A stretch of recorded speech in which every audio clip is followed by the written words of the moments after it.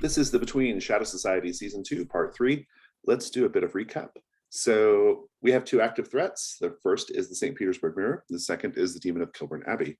You have done a lot of investigation on the St. Petersburg Mirror and indeed are ready to resolve that threat by essentially bringing Madame Sorokin under your control, whether through force, magic, or reason. Approached carefully, she could even be an asset to Hargrave House, but she might be too dangerous to handle. We don't know. A little extra wrinkle in that particular threat is you all were it was intimated that the St. Petersburg Mirror might also have its own source of power that's not just Madame Sorokin. And so that question is still on the table if you want to keep this one alive in order to answer that one about the St. Petersburg Mirror being a genuine object of power. The Demon of Kilburn Abbey, you have currently 5 clues and 2 questions related to resolving how to get rid of this demon from Kilburn Abbey. I think it's really important to note that last session, the demon made a big, powerful move by siphoning away some of Mr. Graves' power and thereby increasing its own power and causing a bunch of chaos, a quite horrifying, chaotic scene in the Abbey that Hargrave House wasn't planning on responding to, but were fortunately on the scene along with Rabbi Solomon. And so that's what's going on with the Demon of Kilburn Abbey. Taking a look at the hunters and your current conditions, Miss Blakely is in the clear. Mr. Graves is marked by both Lady and Lord Cadwallader. Some has a disappointment and a horror, which is permanent and sore. And Miss Everly Gray is also clear. So you're okay on conditions today as we get kicked off. So you have some space to do some investigating because we will have a third threat entering the picture. Anything else recap-wise that we need to be reminded of before we begin?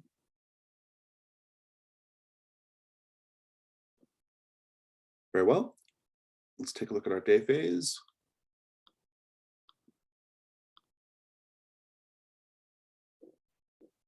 I will present a new threat. This one's a classic. It's the very first threat I wrote back in late 2018.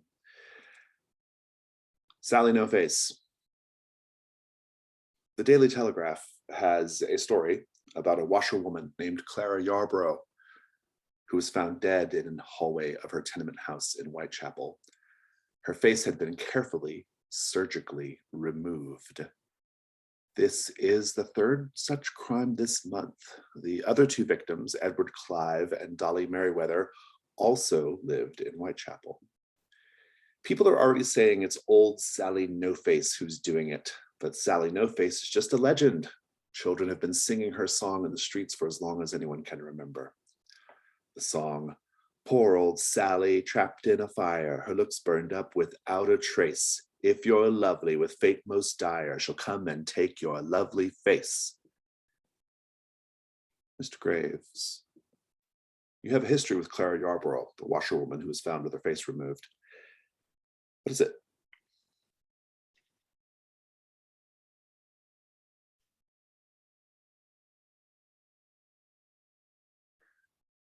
I think when Mr. Graves first came to London, she was his landlady for a brief time.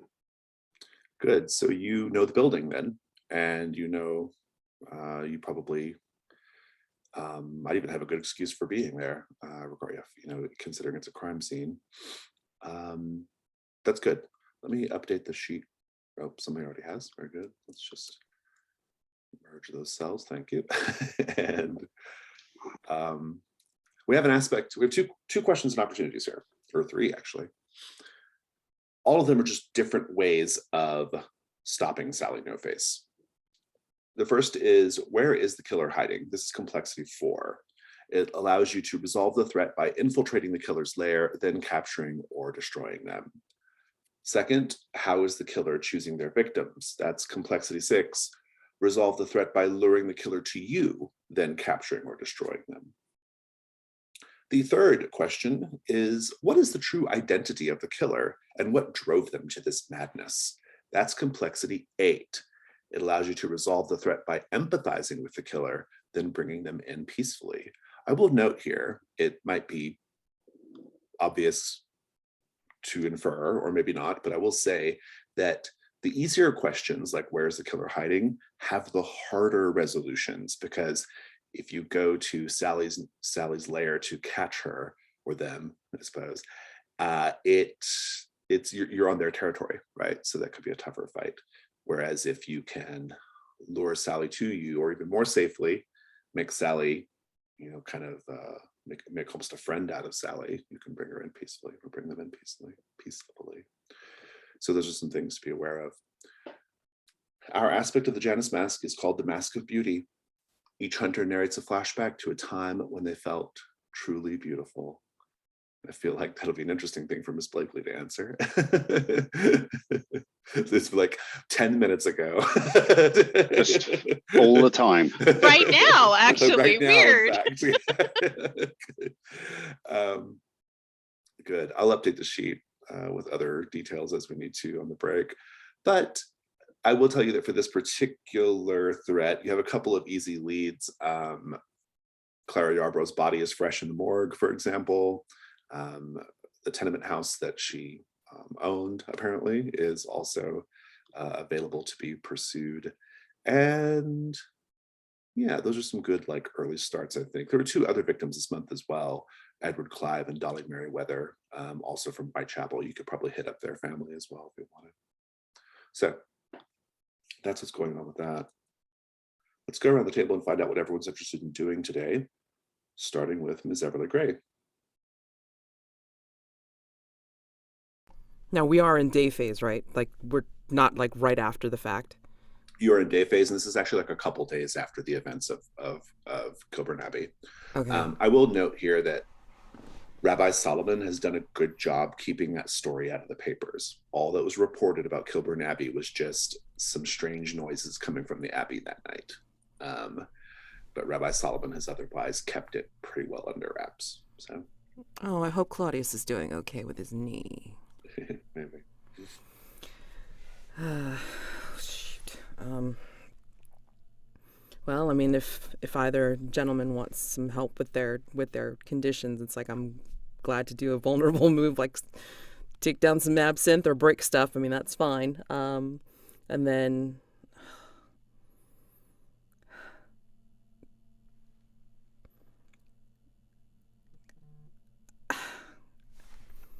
too many things to pick. Dang it. Yeah, I can have a vulnerable move with you. Yeah, I mean, I have an idea for that. Yeah, and then, I mean, if you want to head to the Abbey, or if you want to go investigate one of the Sally victims, that's fine. But I mean, too many choices, so I'm not sure which one I really want to investigate. I think from the vulnerable move, I think it's it'll be easier to figure that out. Okay, that sounds good. Graves, do you have any plans for today? I feel like it would be a good idea to wrap up one of these threats potentially. So I was wondering if it would make sense for Graves to try and, I guess we can only do that in the night phase though, right? But I can arrange, maybe set the scene for Madame Sorokin to be brought under control somehow. So perhaps go visit her. And in the interest of clearing conditions, I wonder if it might make sense to visit her and Lady Cadwallader. And of course, yeah, where we left off last time was Graves in the carriage going to an absinthe parlor, I think, at the end of the eventful day after he'd been ejected from Kilburn Abbey. So if it's now the dawn, I imagine we might have a slightly disheveled Mr. Graves on our hands. I think it's actually a couple days after those events. So right, okay. Some time has passed. But if you want to try to make it into a vulnerable move where you deal with Lady Cadwallader as well, as long as you bring another hunter with you, you should be okay, right? I know Blakely was kind of following up on Madame Sorkin last time too, so possibly Miss Blakely would go. Yeah, I can. I would be happy to join you. That sounds good. So why don't we pick up the scene then? Let's pick up the scene with Sum and Miss Everly Gray.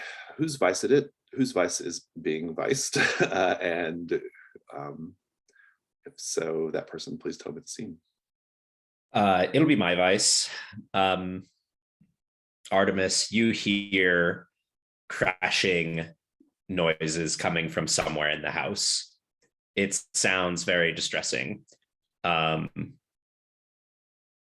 you come in and check it out, you'll see Sum is throwing himself back first into pieces of furniture, and the pieces of furniture are shattering under his bulk. And then when he sees you come in the room, he'll like stand up and like dust his patch covered clothes off and say, "I'm sorry. Was I making too much of a commotion?" I'm less concerned about the commotion and more concerned about why you're flinging yourself into furniture. "There's a terrible knot in my shoulder blade. I can't seem to get it out." And with that, he throws himself into the edge of another piece of furniture, and the furniture slides up against the wall and then cracks a little bit. That's not efficient. Not efficient at all. Come here. And I get you to sit down somewhere on something that's left to sit down on, wherever we are. Yeah, there's like a footstool, and he hunkers down on it, and it creaks under his bulk. He shunks up so that he's like, "There, can you see it?" I think I can. And then she'll take out one of her staves and then basically use it as a roller. Basically she'll try to roll it out first, and then she will use one of the ends and then actually dig in. Can you even feel that? It's all right, Miss Everly Gray. Some. You, out of everyone, can call me Artemis, please. Artemis, it takes a great deal for me to feel anything. I can feel this lump, so whatever you can do to fix it would be much appreciated. I think he takes off his coat, and I think you can see that it's actually the soreness is probably coming from a displaced rib. It's not just a knot. I can fix that. Artemis says, I think I can fix that, but if you're not feeling like other people feel, this may or may not be painful for you. Would you like me to try? Well, let's find out if I can feel it. Interesting test. All right. So she'll actually have you, in this case, stand up and then have you put your arms in a T section, and then she will take her stave and actually whack you as hard as she can in the direction of where the rib should be. I think it corrects it. Mm-hmm. Some is like, thank you. That's part of the training that I've received. So, yes, putting things back where they belong. I'm glad I was able to help. Very good, very good. Clear sore. And Sum, would you like to stumble on a clue or invite Artemis to ask you a question about your dodgy past? If Artemis has a question, I'm welcome to hear it. But if you don't, let's stumble on a clue. Oh, there's too many questions at this point. Oh my gosh. For the sake of trying to go forward, I'm glad for a clue at this point, because I have too many questions. Think on your clues, Sum. You get to assign it to any that you wish. Okay, let's cut over to Miss Blakely and Graves. I am curious which of your vices are going to be in play here. We have absinthe or floggings. Absinthe feels like the most doable one in in an early afternoon visit, but maybe not. I don't know. You know, Lady Cadwallader has expressed an interest in the occult and the esoteric and can probably be convinced of anything by Mr. Graves. So, yeah. So who do we think vice-wise? Because you get to set the scene. Rob, I'll let you decide. Yeah, that's an interesting one. I will say that Lady Cadwallader is expecting you to call upon her, and she's delighted because she is spiritually and probably otherwise smitten with Mr. Graves. So I think the absinthe probably makes sense, that we can, you know, use that as a I like it. Portal into the spiritual world. Yeah, I'll set the scene if you don't mind. Mhm. The three of you are sitting around Lady Cadwallader's table. They are expecting Madame Sorokin at some point. Madame Sorokin does stop by frequently, and Lady Cadwallader being her patron. But Lady Cadwallader, you know, you have the absinthe out, the sugar cube, all that business. And she says, so tell me, Mr. Graves, is absinthe the sort of thing that opens up one's mind to other worlds? Is it the sort of thing that raises your consciousness, increases your spiritual attunement? Indeed, it can be useful in that way, but I also find it useful in order to quiet some of those voices from beyond the veil. She takes your hand. I'll note here, Miss Blakely, she's basically ignored you the whole time. She takes your hand, Mr. Graves, and she says, I can tell, Crawford. You don't mind if I call you Crawford, do you? Indeed not. I can tell that you are most troubled. I can tell that the path that you walk into these dark and shadowy realms, that they weigh heavily upon your soul. I do wish you would allow me to help ease that psychic and spiritual burden in whatever way I can. That's most kind, Lady Cadwallader. It is at times a burden being exposed to the other side. I think it's worth emphasizing here, not for any particular reason, just because I think it makes the scene more interesting, especially given Blakely being there. Lady Cadwallader is really young. She's like 17. Okay, like that needs to be like really clearly stated. Like she's very puppy dog spin, right? But yeah, sorry, keep going. Mr. Graves, are you going to allow a child to speak to you that way? It's clearly not appropriate. In what way do you mean, Miss Blakely? You can't possibly be so naive. Lady May Cadwallader. I call you Crawford? Lady Cadwallader stands up and says, and kind of huffs and says, I may be young, but I am nevertheless the lady of this house. And she turns Oh, and for goodness sake, sit down, child. No, she stomps off. She leaves the two of you in the room. Graves just quietly takes his cigarette case out and offers one to Miss Blakely. Are you going to make a habit of insulting our hosts? If we mean to draw Lady Sorokin in here, we need to approach this carefully. You know, Mr. Graves, and she takes a drag off a cigarette and a little sip of the absinthe.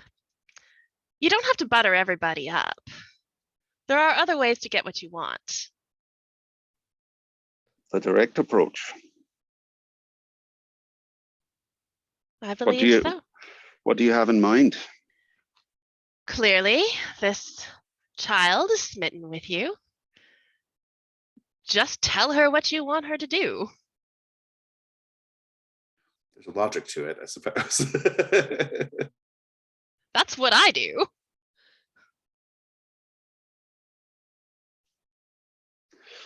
What I want her to do is give us access to Madame Sorokin. That is, after all, why we're here. I don't know what you're insinuating, Miss Blakely, but I'm insinuating that this soft touch, this buttering up of this clearly stupid little girl, it's not going to get us very far very quickly. And really, it's just going to be awkward to watch. I'm going to help you out with your condition.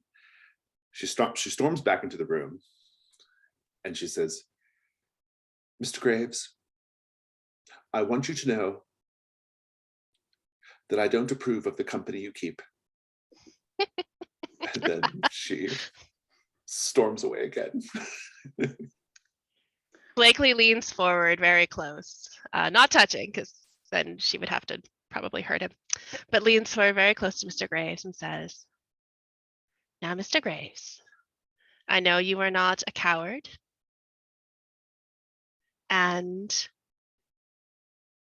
I know that you do want to get this all over with, I assume. So go in there, tell that child what you need her to do, and just have done with it. And what, may I ask, do you think it is that I need her to do? You need her to get us access to Madame Sorokin. That is what you need to do. You don't be afraid to use the powers that you have. You have power over this child. Just push on that. Very well. I think, yeah, Graves will get up and, trailing a cloud of smoke behind him, follow Lady Cadwallader. Blakely just smiles, very pleased with herself. Lady Cadwallader turns to you and she says, Mr. Graves, I've already sent word ahead to Madame Sorokin that I don't need her to stop by today. I'm not feeling very in the mood for communing with my husband or anyone else. In fact, I'm going to have to ask you and your colleague to leave. I'm feeling most distressed. Well, I can only apologize for Miss Blakely's direct manner, but I can assure you we have nothing but the best intentions here. We need to understand just what it is that Madame Sorokin can do. I think you can go ahead and clear the condition marked by Lady Cadwallader, and you get to choose the bonus, either inviting the question or stumbling on a clue. If you want to stumble on a clue, I'm happy to do the clue myself right now by having Lady Cadwallader tell you something, or you can just make it up on your own. And in terms of getting access to Madame Sorokin, that shouldn't be too hard. I think that'll probably be successful regardless. What do you think, Miss Blakely? Do you have a question in mind? Otherwise, I'll go for the clue. I think at this moment, man, I really want a clue because we need a clue. But we are going to talk to her. So you know what? I'm going to ask a question. Yeah, we do have kind of a lot of clues for the St. Petersburg Mirror. I think we're more trying to set up the end game here, right? Yeah. So, yeah, okay. Let's do the question. I think after a while, when Mr. Graves comes back and Blakely is still sitting where she was sitting, didn't budge, still sipping the absinthe, smoking on the same cigarette, strangely. I don't know how it lasted this long. It's very good cigarette, I guess. So, Graves, tell me, I feel this sort of strange aura, I suppose, off of you. There is something supernatural about you, isn't there?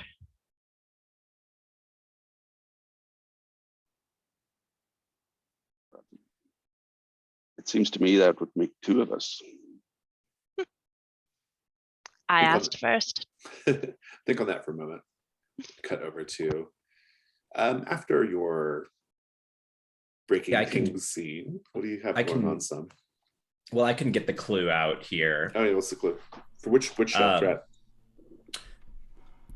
For the Demon of Kilburn Abbey. Okay. After stretching for a moment, some makes that noise again, that kind of noise, and then he kind of doubles over and makes a retching sound, and a hateful looking black lump comes out. And upon closer inspection, it's actually a misshapen black pearl. I think that's the clue. Nice. That's the How perfect on kind of earth did you get weird that? clue. The rabbi did something strange to me, and I was no more, and then I was again. Do you remember Perhaps anything that she said? Did she say no. anything? She put a hand on me, and that was the last, and then I was gone before I came back here in this place. She had done something. She had put her hand on you, and then she managed to dispel or drive back the demon, at least for a little while. I'd have to check my family's notes and see if there was anything about that. But well, this is quite interesting. Huh. Think we should go back to the Abbey and then see. Perhaps we should have words with the rabbi. Yes, I think that would be a fine idea. Maybe she's a little bit more amenable to letting us know what she did. So you're going to go to Rabbi Solomon's synagogue? Yeah, I think we should probably stop there first, and then gone with my other plan of maybe if some speaks, Right. goes around and speaks to some of the monks, and then I will actually skulk this time Right. Yeah. during the day outside. So, yeah. So I'll remind you that Rabbi Solomon's synagogue is near Covent Garden, and so we'll pick up with that in a moment. Let's go back to Mr. Graves and Miss Blakely. Mr. Graves, how do you answer the question?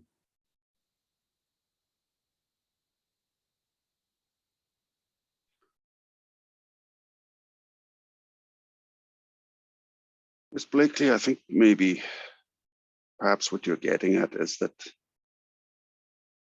I have all my life been something of a magnet for entities on the other side, you might say. Is that something you're familiar with? Well, I'm a magnet for all sorts of people, but not necessarily in the way that you are speaking. Is this similar to how our old friend Dr. Noble just happened to have all this attention on her constantly from various things? I'm not sure I could say, but it sounds similar, yes. So The what do veil seems to these... be somewhat thin around me. In perhaps a similar way to Madame Sorokin. I'd be very interested to find out. These dark entities, you say, do they control you, or do you control them? There is, you might say, give and take involved. At times I'm able to exert some control, and at other times less so.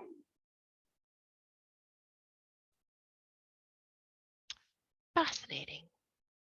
I think Blakely thinks on this a while, puts out the cigarette. Well, shall we?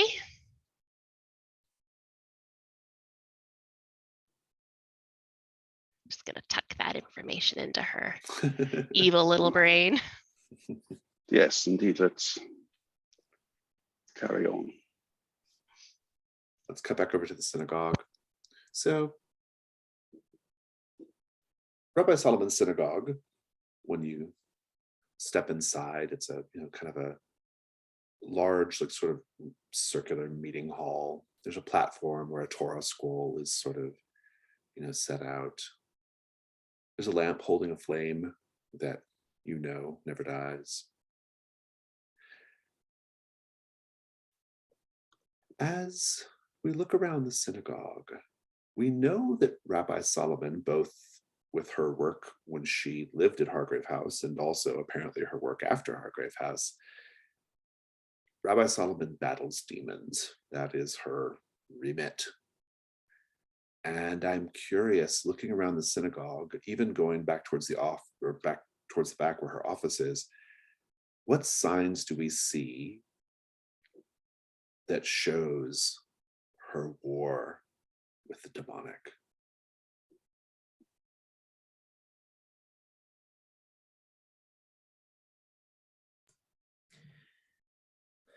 The place, to the educated mind,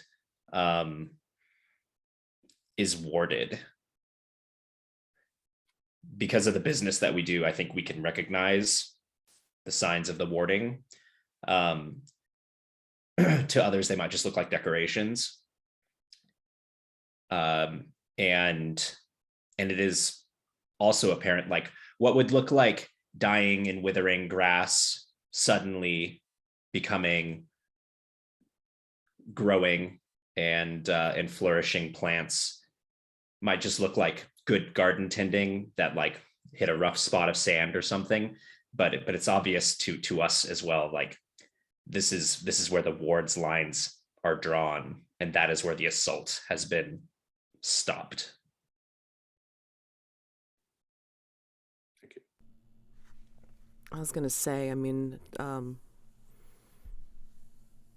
for the specific design even, I mean, built into like the already circular architecture, not only is it creating the ward lines, but I mean like the symbolism and the shapes that are created through the architectural lines are what's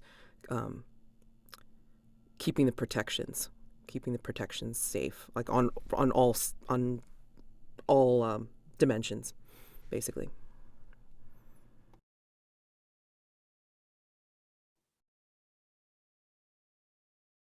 Anything else? There is a variety of different little items around. Normally, to an untrained eye, it would just look like little decorative things.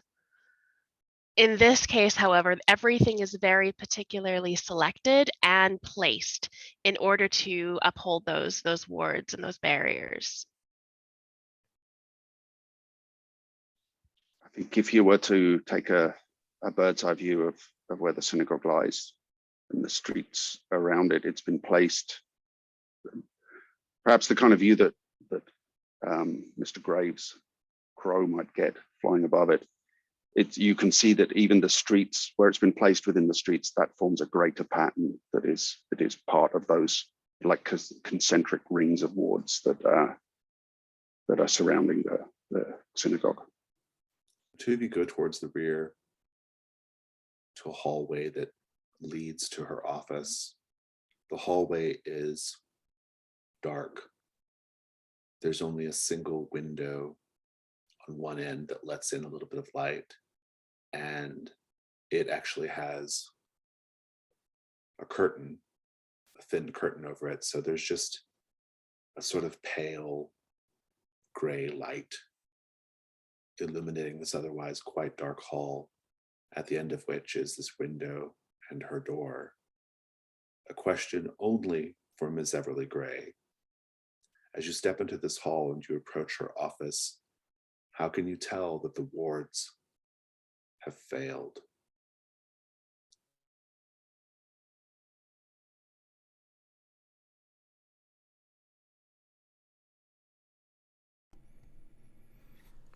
Artemis starts feeling like a very uncomfortable warmth on her back, And then she draws both staves from their harness and notices that the glow that was there when they were at the Abbey is back. Please make the night move. What are you afraid is going to happen if you fail?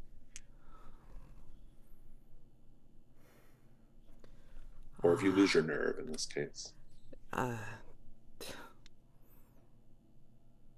That we are definitely in danger and will be slain right where we are. I mean, it's about as night move as I can think. It gets worse than that. I think the demon will get a taste for Everly Grey blood and begin hunting your family members as well. Wouldn't be the first time. What am You I can turn rolling? around right now and avoid this roll, or you can roll with sensitivity.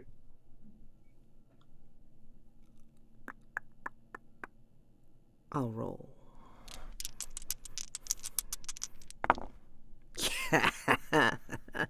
11. We'll come back to that. Think about how you're keeping it together, though. Okay, so where are the two of you, Graves, Blakely, where do you go once, I mean, Lady Cadwallader's basically said get out, and that there will be no Madame Sorkin today. So where are the two of you headed?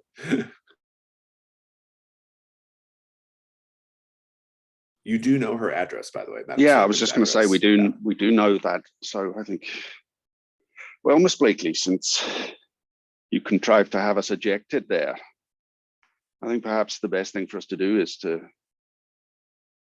seek out Madame Sorokin at her place of residence. I think that seems like a splendid idea. I do think I would like to see her at work without any of the bits and baubles that she takes with her to these events. We'll fast forward to Madame Sorkin's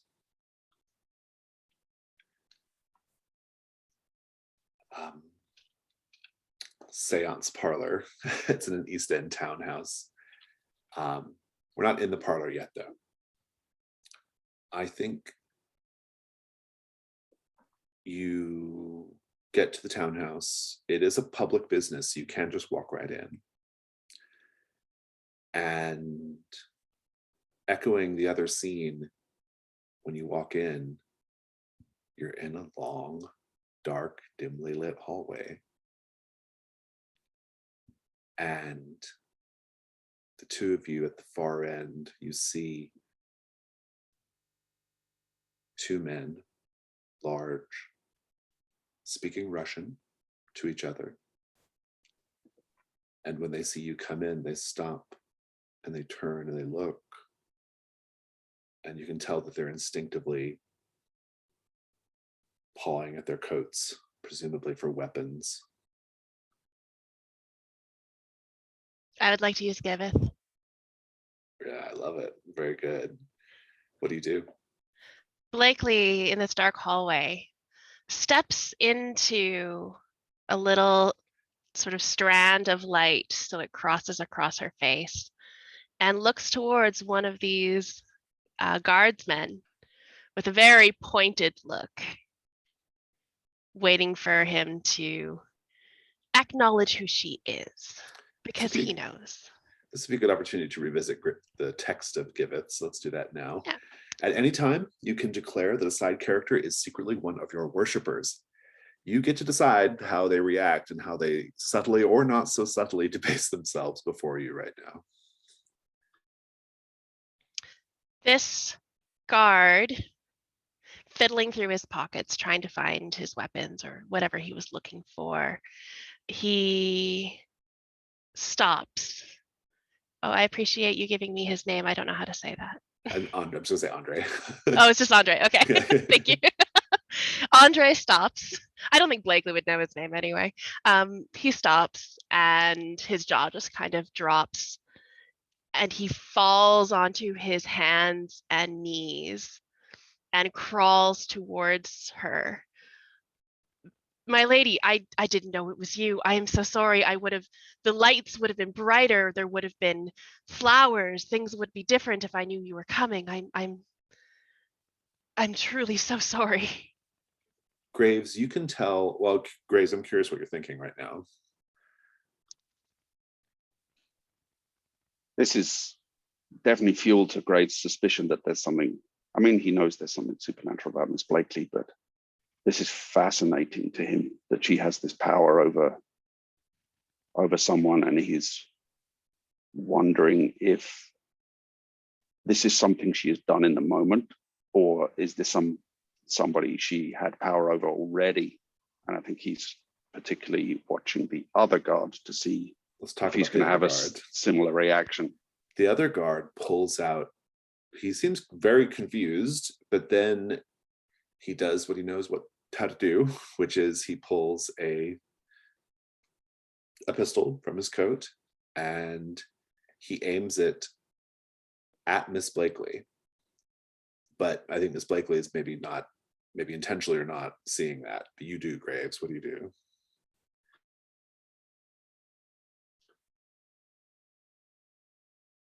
Does it look like he's about to threaten her, or he's actually just going to open fire? I think he might just shoot.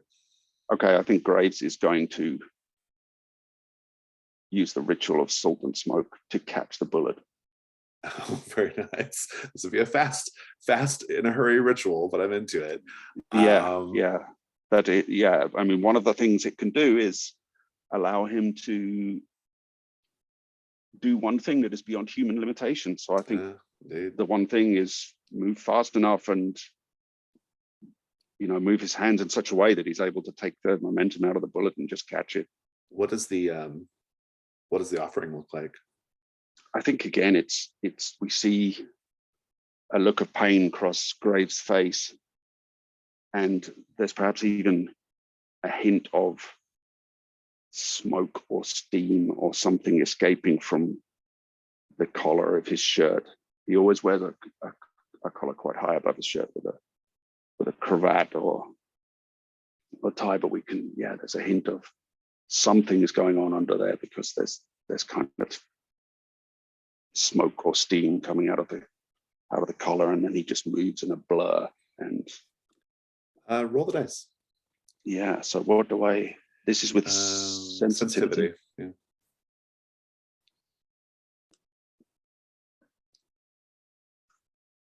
Yeah. 7. You will succeed, but you also have a complication. What's the complication that you choose from the list?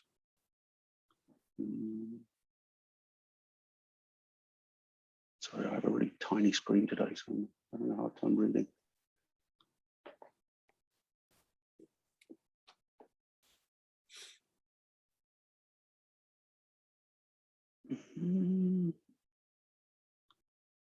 I'm interested in taking a condition, I think, which the keeper will tell me. We'll come back to this scene in a moment. Let me pick up with following up on the roll from Ms. Everly Gray. Ms. Everly Gray, you're keeping it together. How so? What does this look like? And I do want to check in with Sum too. I'm curious how Sum is experiencing this. I gave Ms. Everly Gray the reaction because of her profession, or her prior to Hargrave House profession. But I do want to check in with Sum as well. But for now, Ms. Everly Gray, how are you keeping it together?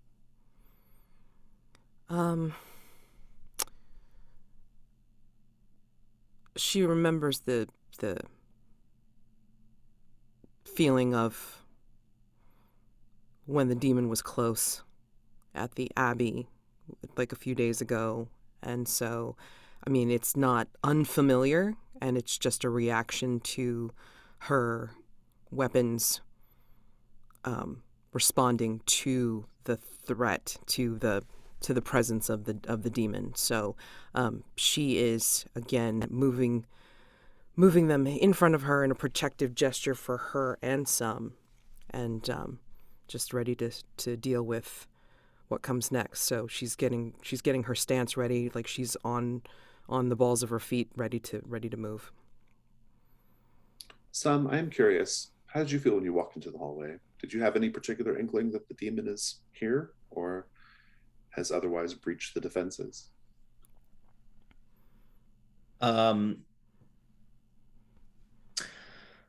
I don't think so. I think there's probably kind of this open question of the metaphysical makeup of some. And I think that's an open question for, you know, extra mortal beings too. I don't even know if like it's possible to possess some in the traditional sense that a demon would try to do. So I think he just feels a little bit of an absence or like an otherness, but that's it. Some, as you approach the door of Rabbi Solomon's office at the end of this hall,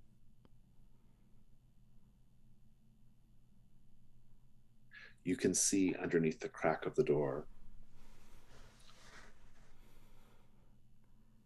you can see what are quite plainly two shadows moving.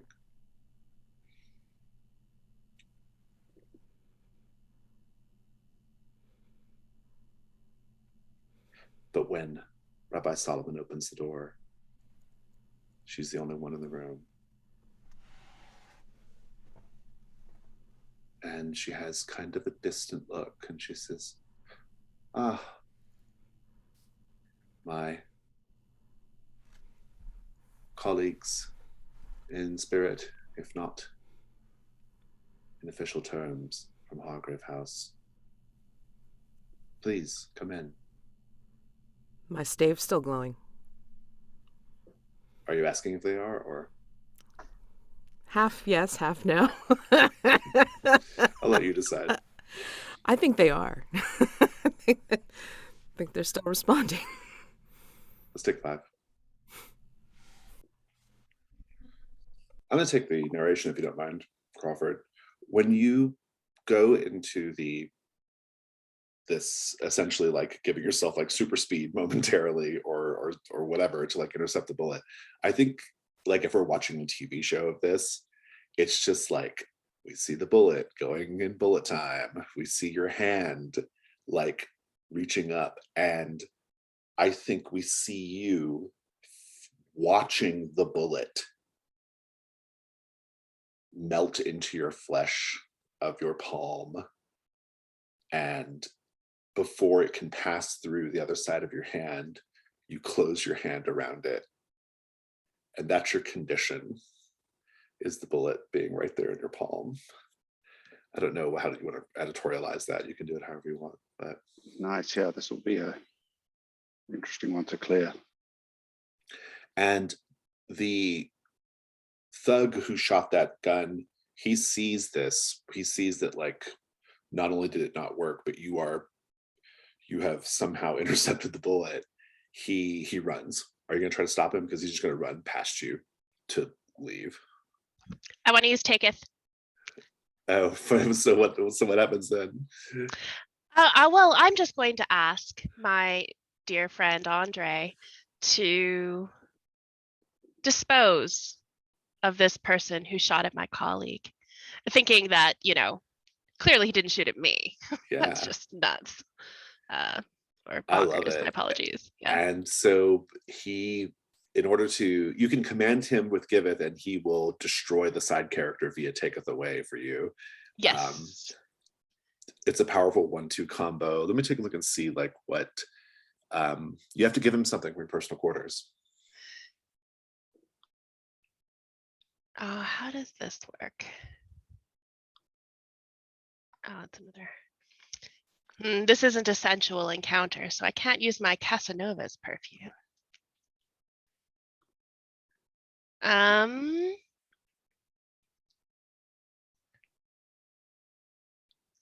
I think I'm going to pull out of my pocket, or one of my dress, I suppose, the raven feather from the Tower of London, and I'm going to slowly put it down towards Andre and say, "Now fly, my little birdie." Good. I think we'll just keep this on screen. He doesn't even let that guy get out of the hall. Or maybe he does. He drags him back in, and he just brutally beats that man to death in the hall while you watch. And when he's done, his face covered in flecks of blood, he looks up at you and says, "Is that pleasing to you, my lady?" Very, very well done. You get the benefit of take it away as well. Well, you have to roll vitality once Yeah. you scar your reflection. Man, my reflection is suffering. I'm hoping I can get to use my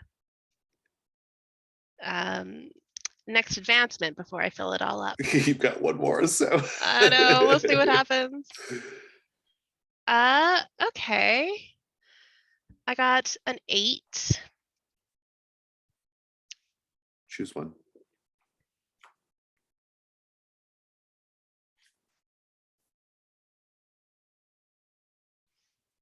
I'm going to take something from the victim and add it to my personal quarters. You can think on it for a moment. I Mr. will. Graves, you have witnessed an incredible amount of power from Miss Blakely in the last 3 minutes, and probably even less than that. How are you feeling right now? I think Graves is looking at her with a new appreciation. Well,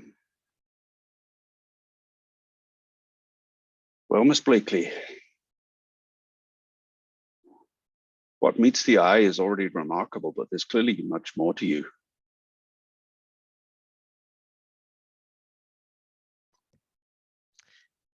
I had an idea that you would be appreciative, just as I am appreciative of the type of power that you have.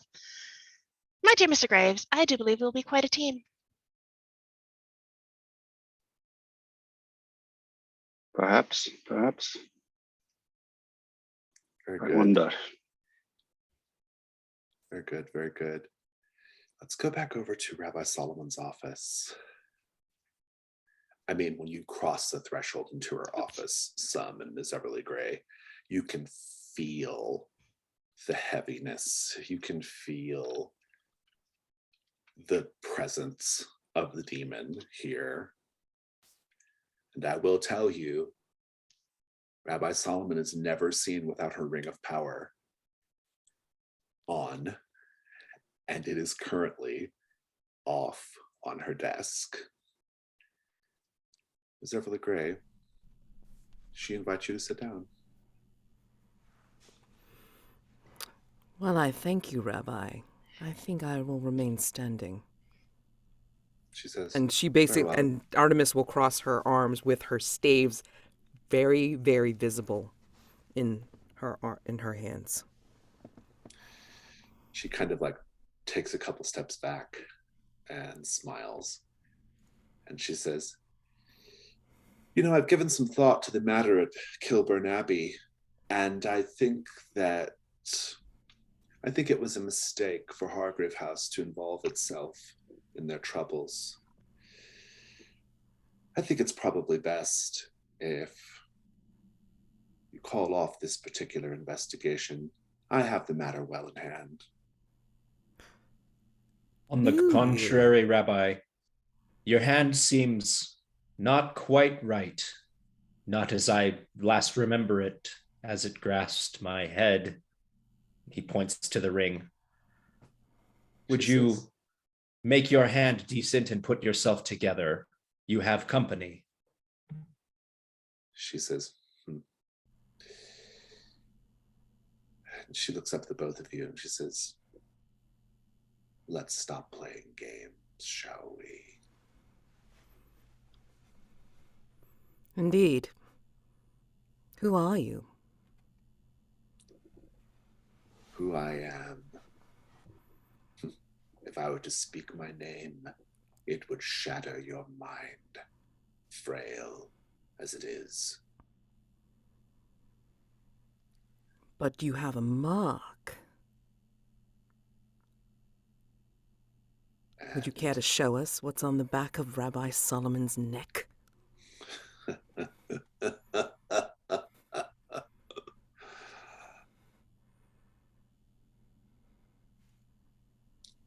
Solomon sits down.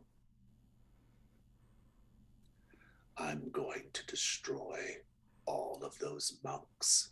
I'm going to split them open from sternum to clavicle and spray their viscera upon the cobblestones of London.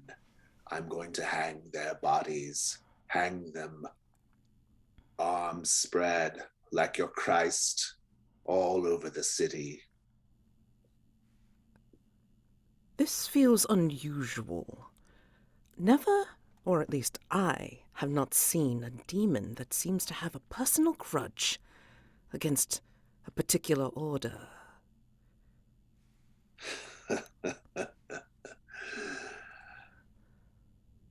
I like the way your mind thinks, Ms. Emily Gray. And you too, creature. You are clever indeed. But I think our meeting is over for this afternoon.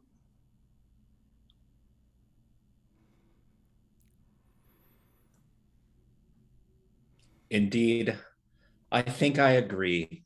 And some walks over, puts a hand on Rabbi's hand to hold it flat to the desk, and another on the neck and shoulder to try and hold her in place, and looks at Artemis to like try and get the ring on. That's a night move. These are all night moves because of the circumstances, not because it's nighttime. What are you afraid is going to happen if you fail here, son? That the creature is stronger than I am and will get the better of me. I think that it's worse than that. He will strike you both dead. He's very powerful, or it's very powerful. If you want to continue with this, roll with sensitivity. Has to be sensitivity.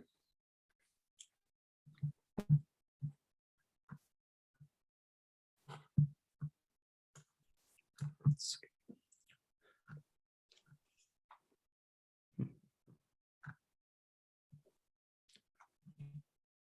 So let's see. So is this still a die roll associated with raw strength? I think in this case it probably is, yeah. Okay. Then I will try the roll because I get to roll with advantage. Very good. That's right, because it doesn't actually say specifically vitality, does it? No. Right. 11. Nice. Go ahead and describe how you get the demon out of Rabbi Solomon. Give me the scene. We'll think about the scene. We'll come back to it. So, Mr. Graves, Miss Blakely, you have access to the apartment now, or to the seance parlor, as it were. You can go right in. Are you going to just, what are you going to do with Andre? You going to leave him out there or what? Oh, Andre, you'll clean this up, right? Yes, of course, my lady. That's why I brought the body in here, so that there wouldn't be anybody to see what I was going to do. Don't you think that's very clever of me? Oh, so very clever. And I believe that you'll probably be able to get the blood out of this carpet, I'm sure. In fact, if you are unable to, I'll be very disappointed. It is a lovely carpet. Very good. Let's talk about the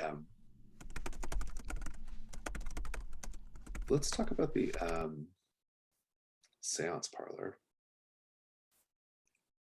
When you step inside, it is a fussily decorated front parlor of this townhouse, replete with pseudo-Eastern European motifs. A large table with several chairs dominates the room. You see the St. Petersburg mirror hung prominently behind what would be Madame Sorokin's chair. The mantelpiece and shelves are covered in knickknacks and curios. Paint the scene, everyone. What here is obviously cheap set dressing, and what hints at a true connection to the occult?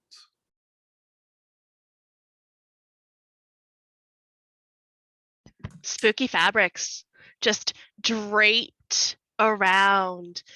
Like some are nice. There's some silks and some satins. There's some sort of velour type things, but it is all very artfully draped. The actual supernatural doesn't really need that. That's not necessary. That's just aesthetic, which Blakely appreciates. The cheaply made, malformed ritual knife smacks of the artificial, but the dried blood on it does not. I think Graves recognizes among the books on the shelf some he recognizes, which he knows to be fakery, books of magic, but some which look much older and could be true grimoires.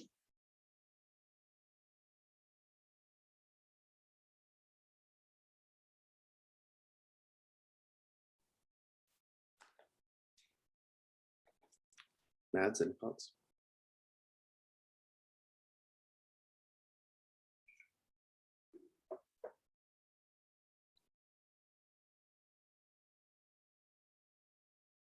Not at the moment, sorry. It's okay.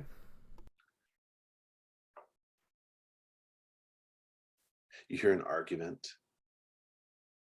from the little back room between two women. One of them says,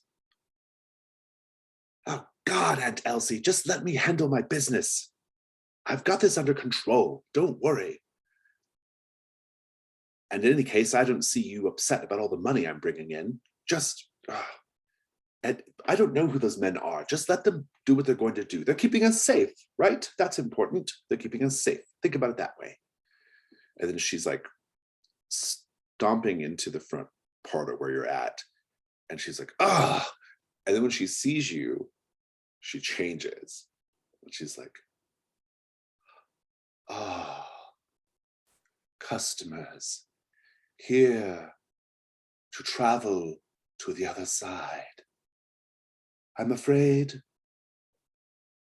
the dark muses are calling me away to somewhere else, but I have a moment to read a poem or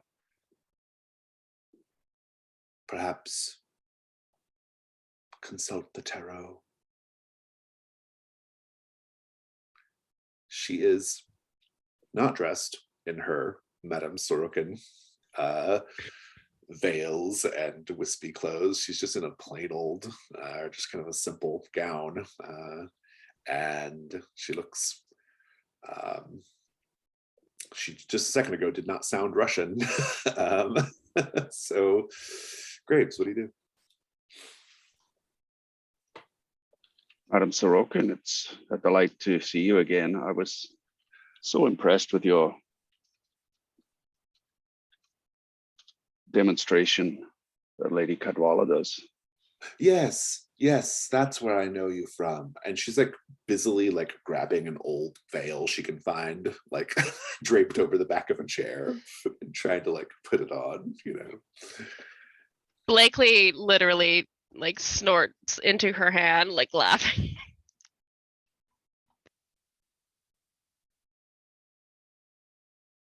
I was wondering perhaps if you could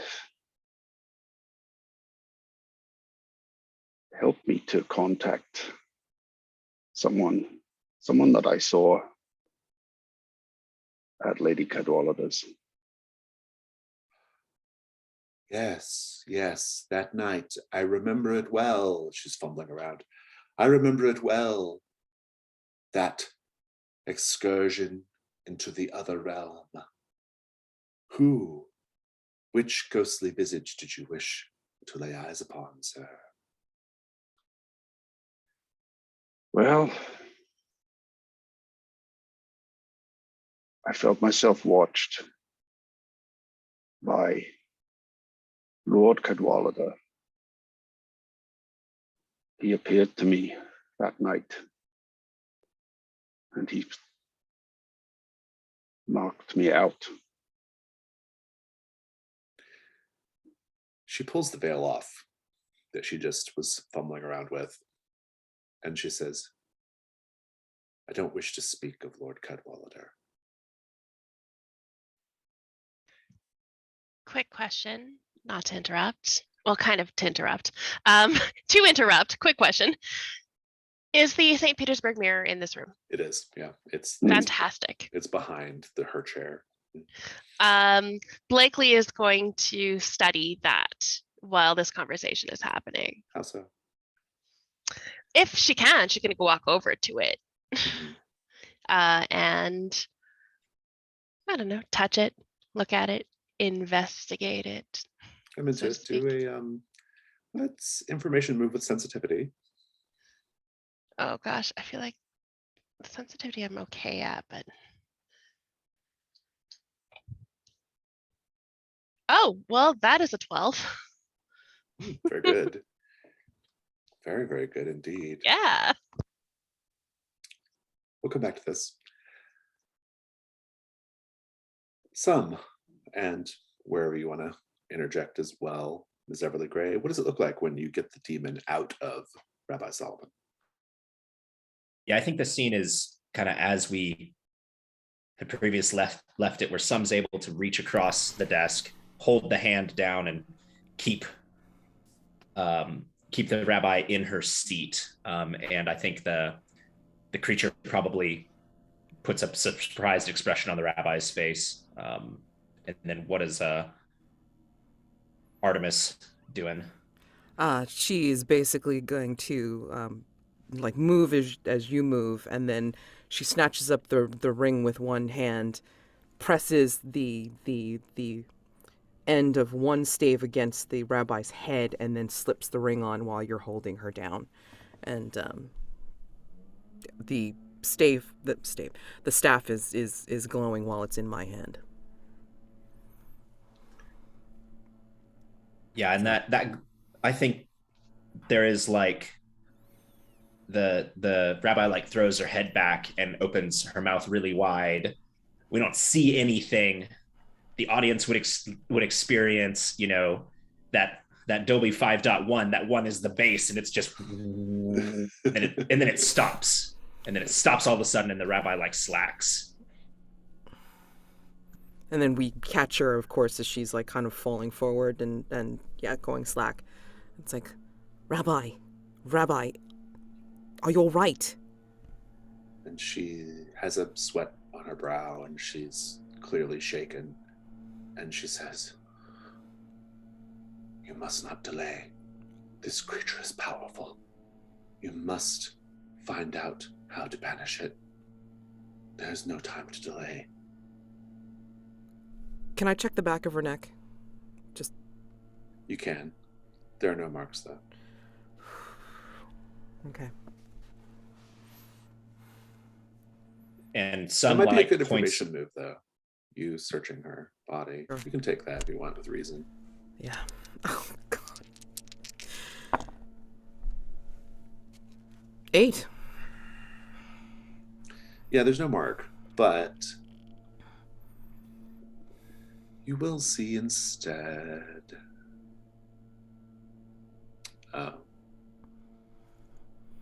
You will see instead on her neck what look like rope burns. She says, "I was too strong for the creature to take me in the way he intended. And so he improvised."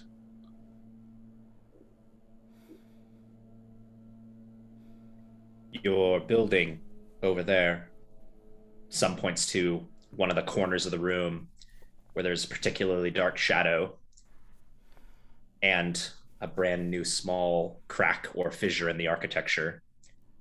Your building needs stitches, Rabbi. She says, "Yes, indeed. It does seem we have a few gaps here and there, don't we? Some. And my condition, or the complication, is Ms. Everly Gray, as you sort of like touch the rope burns on her neck, you feel a rope tightening around your neck. That's your condition, a tightened rope. But that's your clue as well."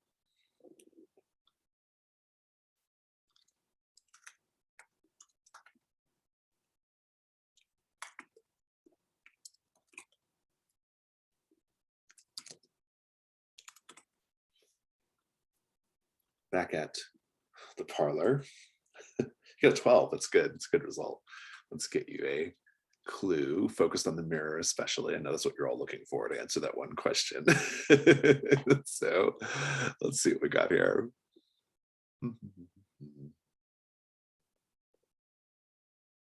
Oh, very good. Someone in the mirror, someone from the ancient past, but someone you knew personally, Miss Blakely, is whispering, is using you touching the mirror as an opportunity to whisper things to you. It could just be nonsense. It could just be a greeting, but this is the clue. The mirror has managed to bring forth someone from your past who's long dead. Do you want to tell us who it is? Whether or not this is actually the person, or if this is because Everly Gray looks so much like her. It is the artist, the one who painted the beautiful ceiling in the cathedral that was since tiled up, that Everly Gray somehow resembles so completely. That is absolutely who Blakely is hearing. A pretty good sign. A pretty good sign that the mirror has some power. So, about as direct as it can get. Indeed. But Miss. Or Blakely's hallucinating because she's losing her grip on reality. Yeah, could be that as well. Mr. Graves, remind me what was happening with Madame Storkin. She was saying, I don't want to talk about Lord Cadwallader. She's gotten quite serious about that, in fact. Perhaps just a tarot reading then. Would that be amenable to you? Yes, but perhaps tonight I have strange men standing outside my door. I have all sorts of unfortunate business that I have to attend to. And she kind of looks at you and she says, Sir, I don't recall your name, my apologies, but I must tell you, do not ever do business with people who refuse to show you their face.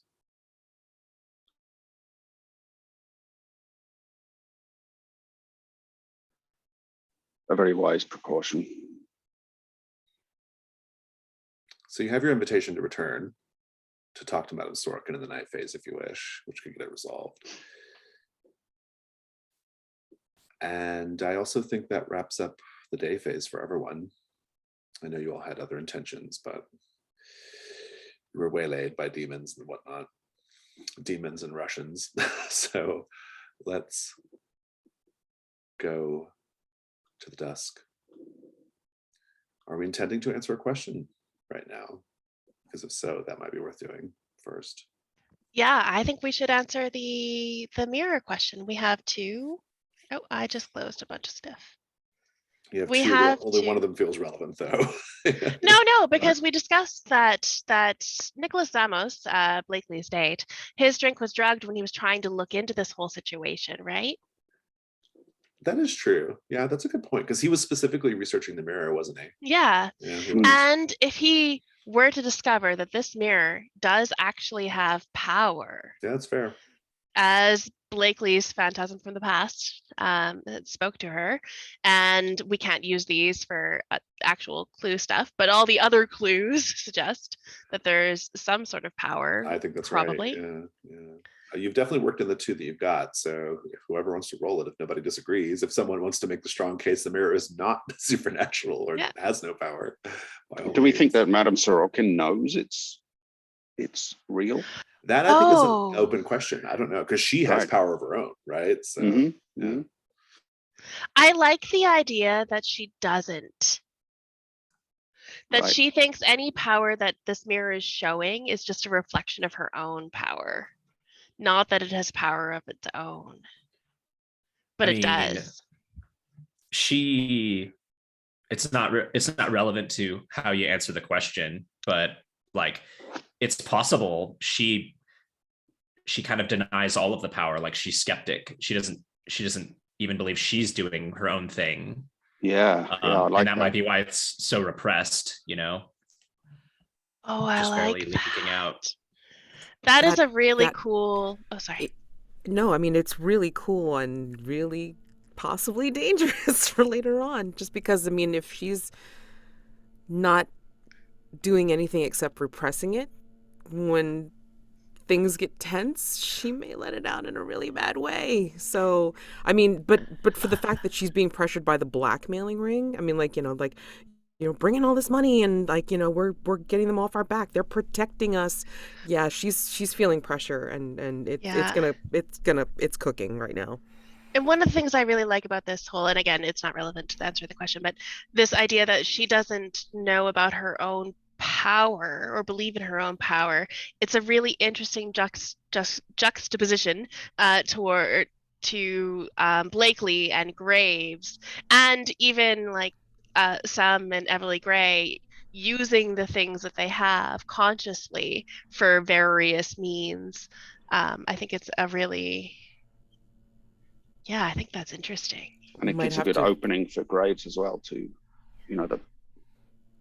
I think his plan is to use this reading that she's going to perform for him to show her something that will frighten her into being under our power, under our control, as opposed to the Russians.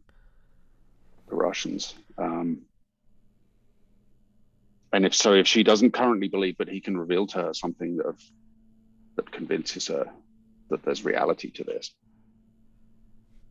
No one's going to reason it out and say, hey, you're able to do this stuff. It's like, we can help you.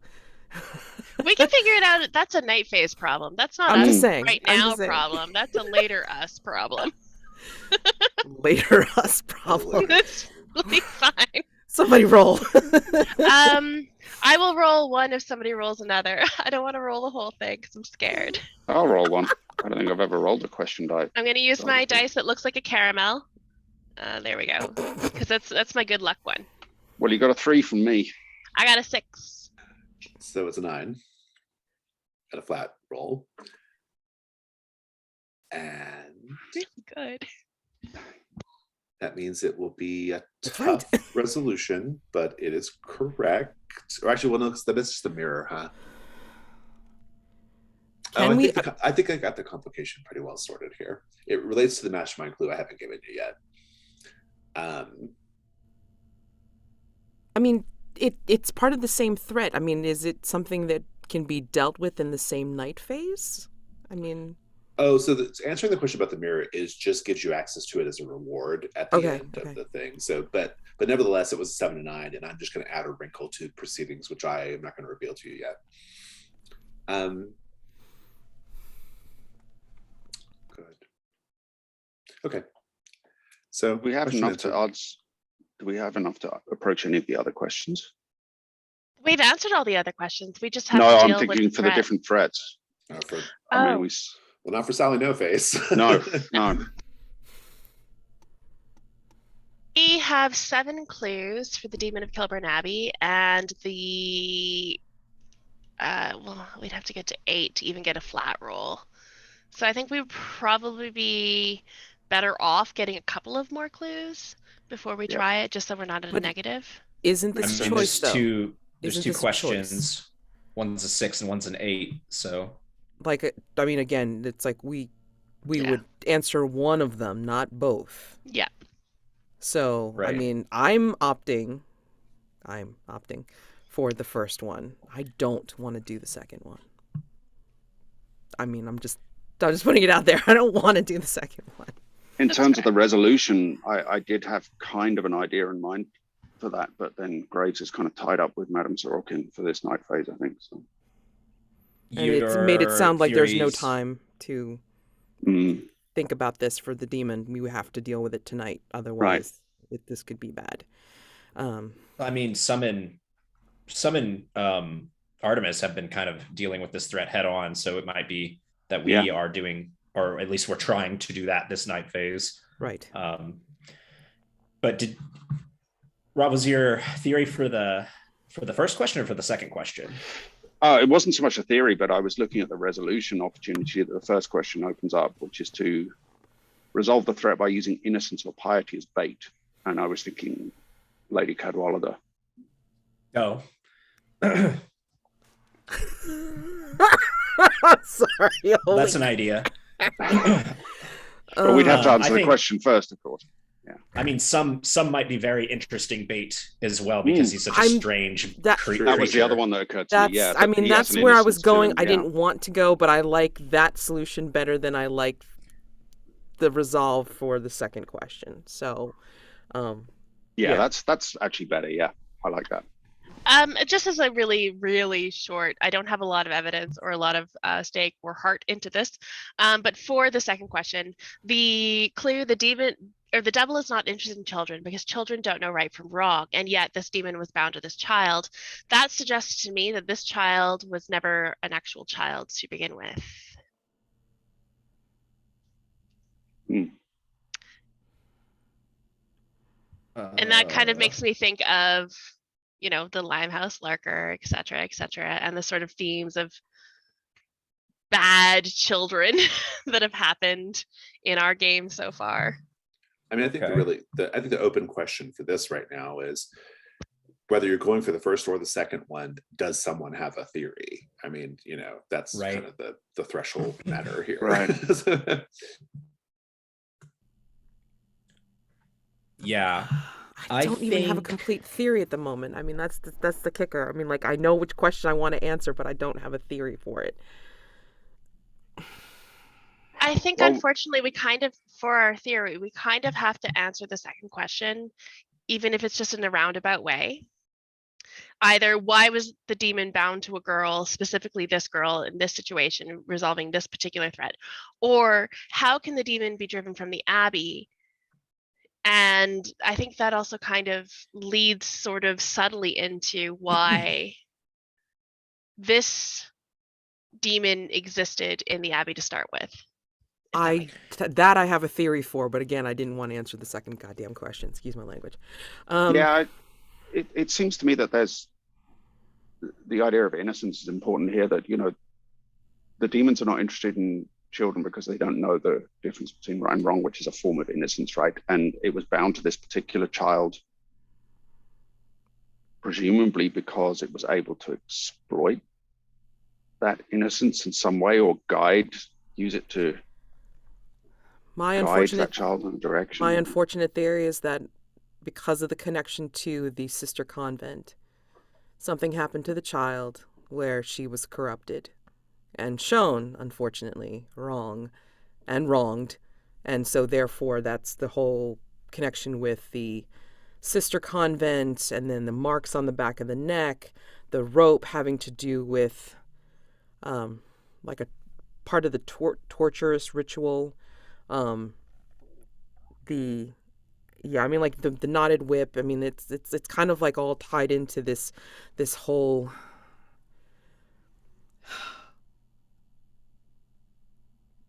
like bondage or something basically, like, like for part of like getting the demon into the girl. Yeah, so I can put together a theory on these clues. For which question?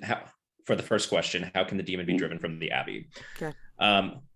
The demon can be driven from the Abbey if we can create a type or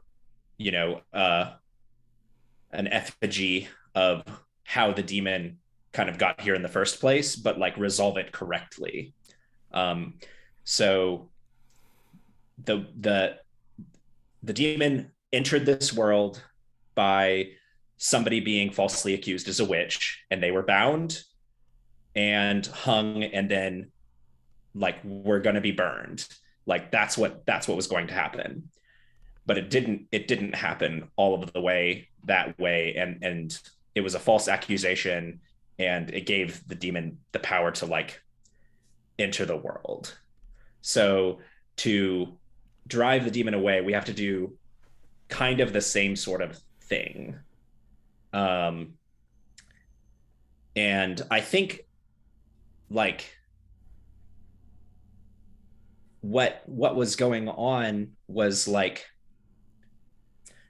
I think the Mother Superior was like a part of all of this way back in the day. And I think like she and this other girl, or do we know how long ago the girl was put in the The wall? girl that, per the presentation of the threat, the girl was wearing clothing from a much earlier period, like centuries. Okay. But the body is like perfectly preserved. Right. Did it have a tattoo? Yes. It did. Like it, tattoo matches on the back of the body's neck matches the one that's on the Mother Superior. Okay. So I think the tattoos are supposed to be some kind of like lineage to like keep this demon away. And the Mother Superior like probably has failed in some regard in that way. That's like why it's back. So that's perhaps not important for how we drive it away, except she probably has to be involved because it's her responsibility. The knotted whip around the girl's thigh is just other bindings of rope. That's just all part of the bindings of rope thing. Same thing with the like around the neck and the piece of rope that's severed and stained with the black fluid. Those are all like how the creature was bound in the original like version of all of this. I don't know if the misshapen black pearl actually comes into play here. I think it's symbolically like something that happened because the demon was driven away by using Sum's ability to spontaneously create, and the rabbi tapped into that, and that the byproduct of that was this misshapen black pearl that's like representative of like this evil thing that's hidden within, that was the body of the other person.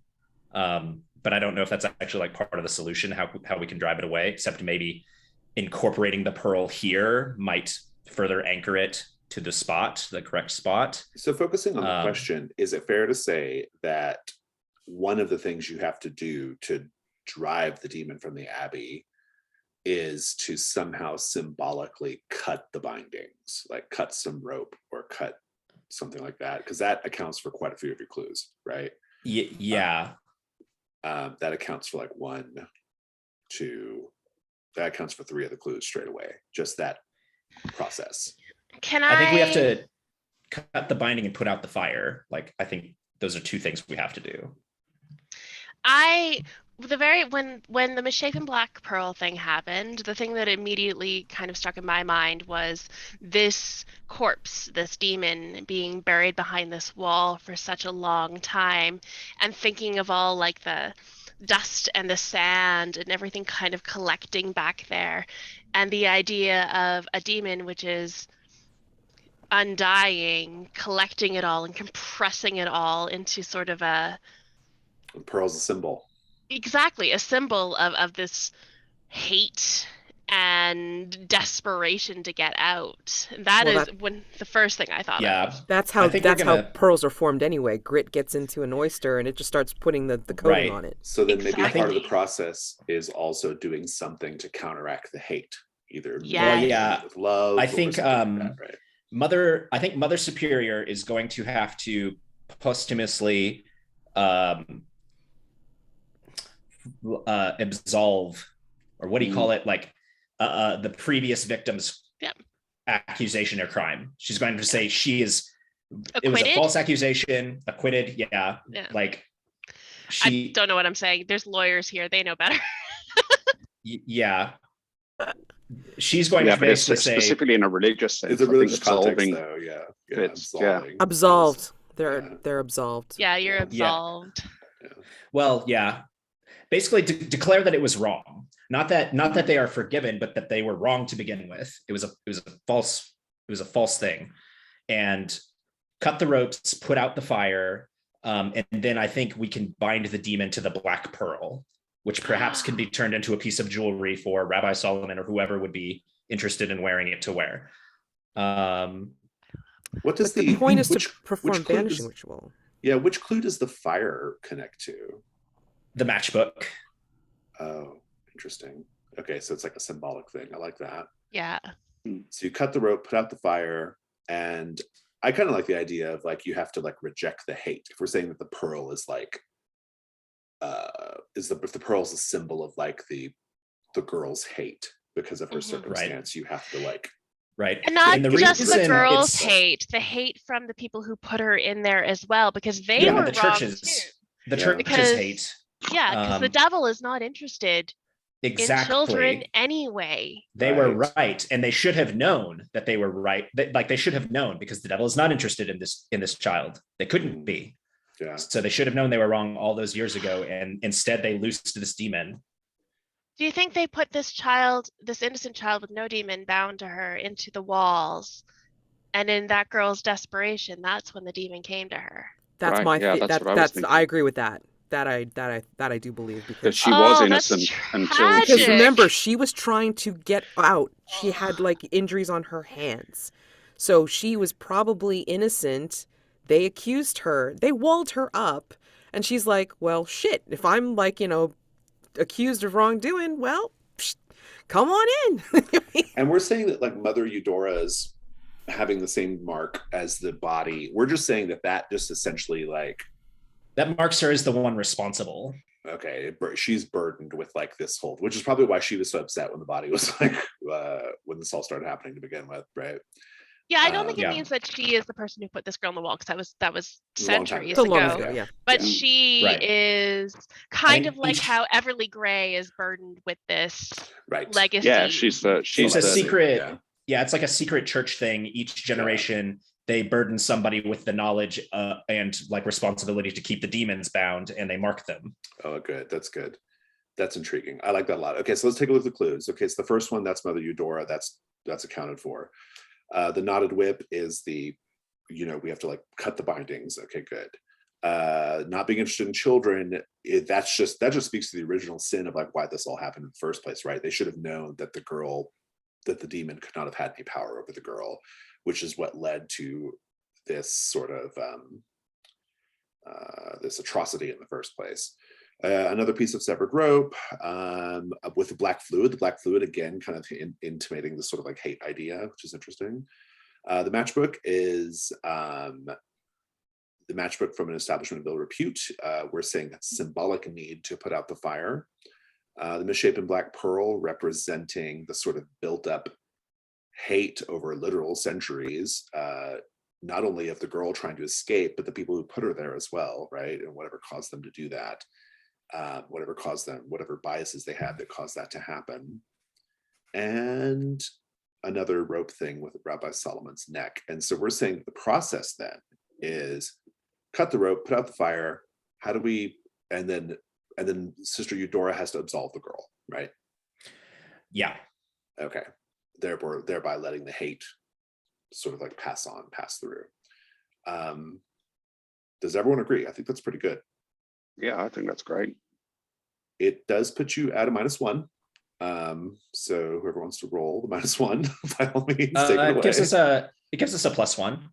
Are you doing the first question? Oh, you did the first one. Okay, I'm sorry. Yeah. So you have +1. Yeah. So who wants to take it away? I'll roll. Go for it.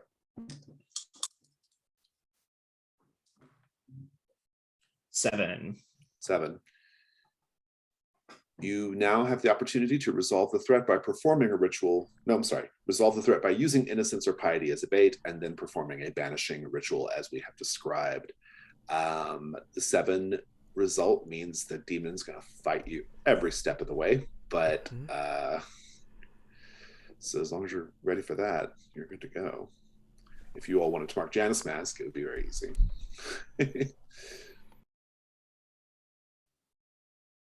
And so, continuing on with the dusk phase. I like it. That was a good theory. No playbook moves for now, I don't think. Nope. Let's talk about Hargrave House.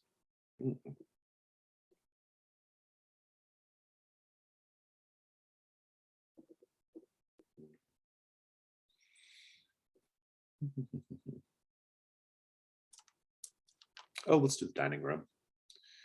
You don't normally take meals together, but tonight is an exception. What's on the menu? Maybe even feels like the last meal for some of you, depending on how this fight with the demon goes. I believe that Mr. Graves and I have an engagement with this, well, psychic of sorts. Mr. Graves, should we try and invite your dear friend, Lady Codwalder?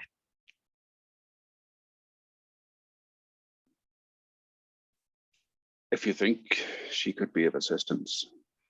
I think she could be entertaining. Indeed. Whether she will accept an invitation coming, if she knows that you will be there, Miss Blakely, I think is rather doubtful. Well, then just don't tell her. Goodness. So are we saying that Lady Codwalder is on the menu for the dining room tonight?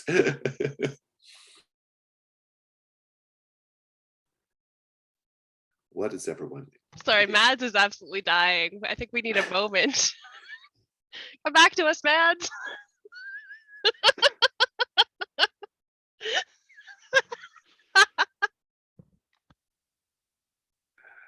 Some, what is on the menu tonight? Oh, Do you eat? no, it's a mistake to let some eat, as was discovered by the residents of Hargrave House early on. But on the menu tonight, a treat to begin with dessert.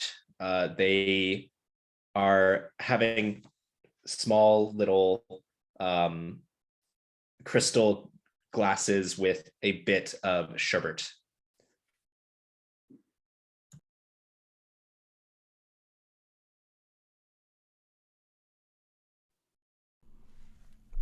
Artemis doesn't normally eat before something like a ritual.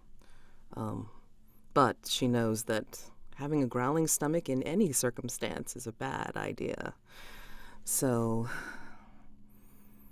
she'll probably have,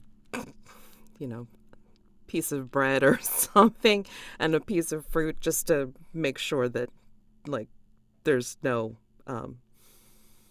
bodily issues when they're out on the hunt, because that's basically what they are going to be ready to do. They're going to be ready to take care of this demon, hopefully once and for all.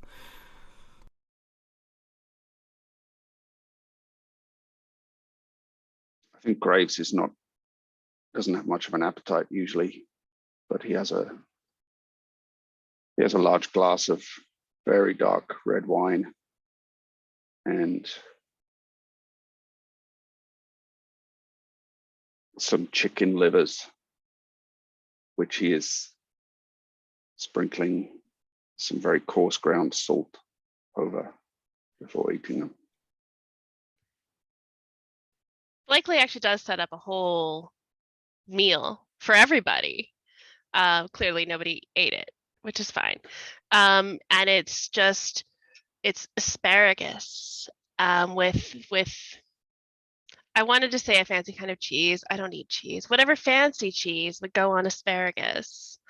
It's got pomegranates covered in chocolate. It's a very evocative, sensual sort of menu, of which Blakely doesn't partake either. Very intriguing. So, what is everyone going to be doing tonight? What do you hope to do during the upcoming night phase? Everyone gets to speak once, and then you can revise afterwards. We'll start with some. Be a innocent bait for a ritual. Very good, very good.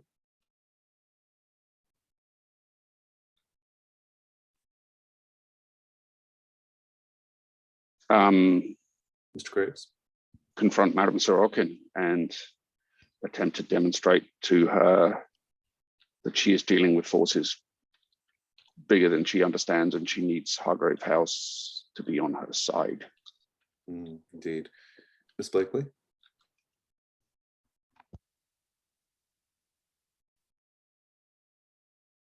Oh, you're muted, Amanda. Honestly, just kind of taking a look with Mr. Graves and seeing what he's going to do. That's kind of what's interesting to her right now. And Ms. Everly Gray. Before going to, I'm assuming we're doing this at the Abbey.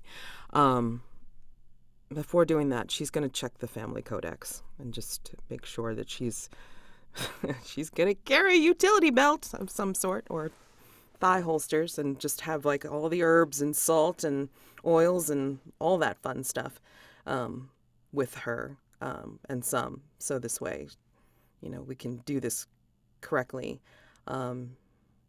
She will... Now, we didn't get the knotted whip, right? I mean, like, you left it there, right? Right, Some? You didn't take it from the body. That's correct. Okay, so going to take that severed rope with the fluid still on it, but also just make sure there's a fresh coil of rope that could be possibly part of the ritual as well. And again, just any accoutrements that she can think of, or like researches to make sure that this will go fairly well. And Very good. Of course, yeah. And then eventually accompanying some to the... Yes. Mm-hmm. Very good, very good. Okay, that all sounds good. If nobody has any other thoughts. Do we have any unresolved Janus mask? I don't think we do, but we do need to check in on the cathedral, though. Oh, the cathedral, the cathedral. The camera pans into the cathedral, and we see that there's still the tile missing from the ceiling, the boarded up window from where there was a stained glass image of Theodore Brathwaite, and various other terrible things happening in here. What we notice now is almost a rust stain appearing on the stone right where the artist fell. And it's a brownish reddish blob staining the tile and the marble. The people working at the cathedral that day, when they notice, they rush to try and scrape it off, and it's not possible. They, in desperation, pull a beautiful rug over it in hopes that it won't be noticed when Blakely walks in next. Fantastic. And I'm having some Google Drive trouble, so I'm trying to get the sheet to reload presently. Please reload sheet. Let's try this again.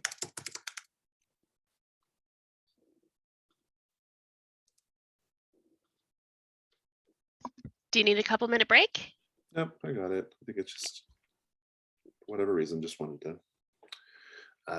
It's good. I'm just going to pick out the next unseen. Let's present the unseen. Tonight's unseen is going to be Night Shift at St. Thomas's. That is the third one over. Top row. Sitting across the Thames from the Palace of Westminster, St. Thomas's Hospital is London's newest hospital, purpose-built to the most modern standards of medicine. It consists of sprawling wings joined by covered walkways, allowing convalescent patients to take the air during the day. But at night, a skeleton crew struggle to save their charges from the illness, accidents, and violence that stalk the gloom. Prompt 1 will be for Rob. Prompt 2 will be for Amanda. Prompt 3 will be for Mads. Prompt 4 is everyone. Let us take a 5-minute break. We'll come back and do the night phase.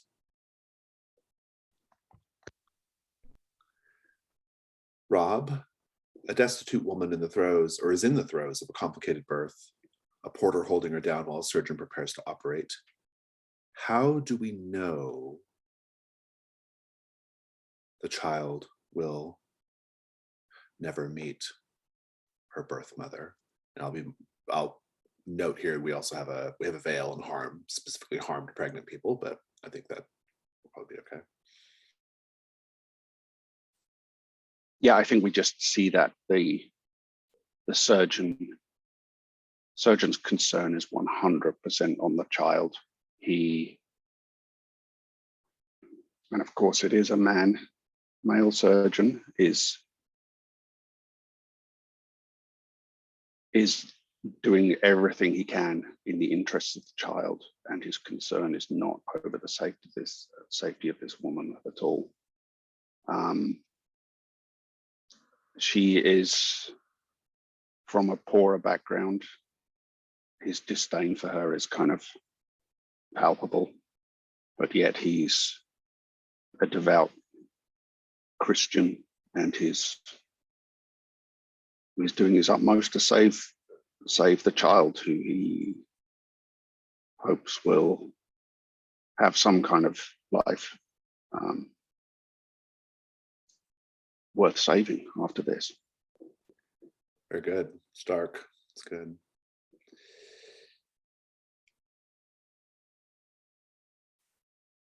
I think Mr. Graves and Miss Blakely have gone off, and Ms. Everly Gray is doing some research prior to heading over to the Abbey.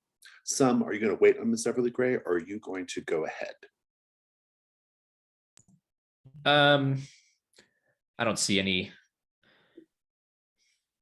any reason to wait around. Some doesn't use cabs anyways, has no money, and well, cabs just sometimes are off-put.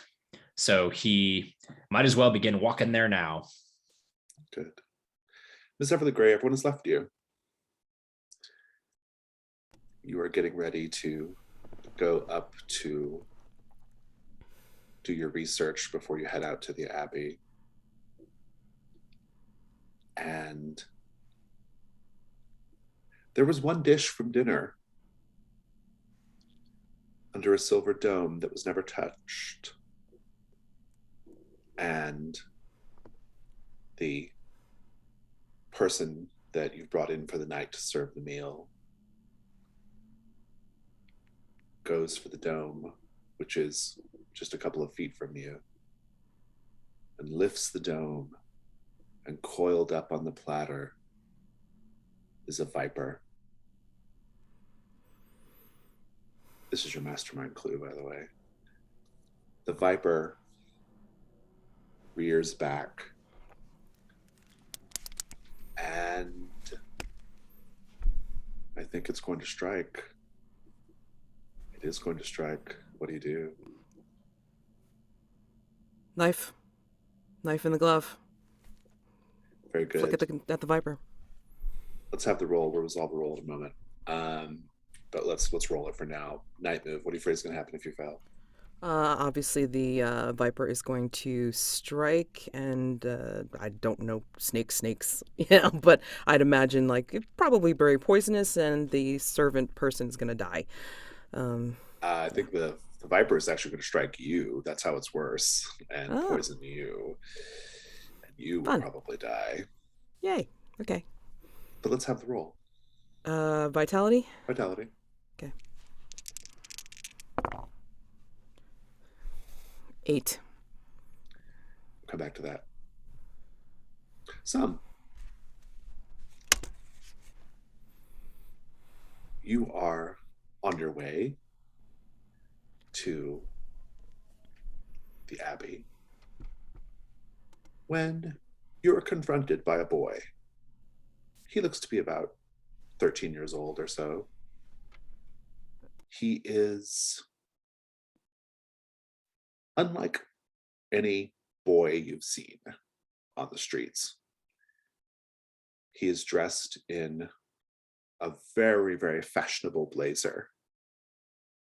The blazer is in pastel colors, lavender and lemon, and he's wearing a sage green cap and very, very shiny shoes and tall socks with garters. And he says, good sir, might I waylay you for a moment?" No. But good sir, and he steps in front of you again. I just want to let you know that I have an eye for the remarkable, for the incredible, for the type of people who stand out, whether for all the right or wrong reasons. And you, good sir, you have a very avant-garde look. And he stepped in front of me, so I'll stop walking as to not trample him. And I'll turn my head downward towards him and give him my best smile. He says, ah, see there. While others might look at your smile, good sir, and see your blackened teeth, your gray gums, the fluid dribbling from your lips, and think, you are a monstrosity, but not I, good sir. No, I believe we are on the very precipice of a new age. And creatures, no, creations such as you. You are the vanguard of the new way. A new definition of what it means to be a man. And you have an eye for such things, so you said. I do indeed, good sir. Well, perhaps you should try and find another eye that's more similar to the one that does not see these things. No, good sir. Can I walk with you for a moment?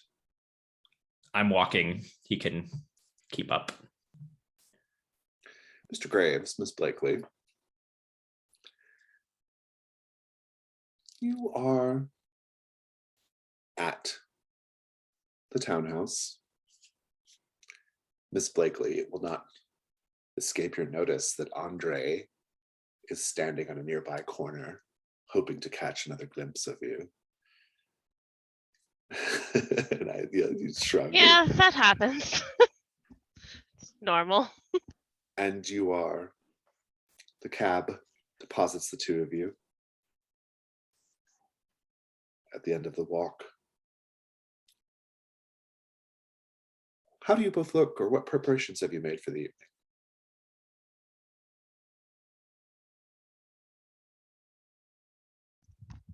Blakely is wearing her very bright over-the-top ostrich feather cape and a very deep neckline for the time, dress, lots of sequins, lots of sparkles, so that if any sort of strange reflection from, let's say, a spooky mirror happens, it might reflect off of her dress as well, to give her a little bit of forewarning. It's not all fashion, you see.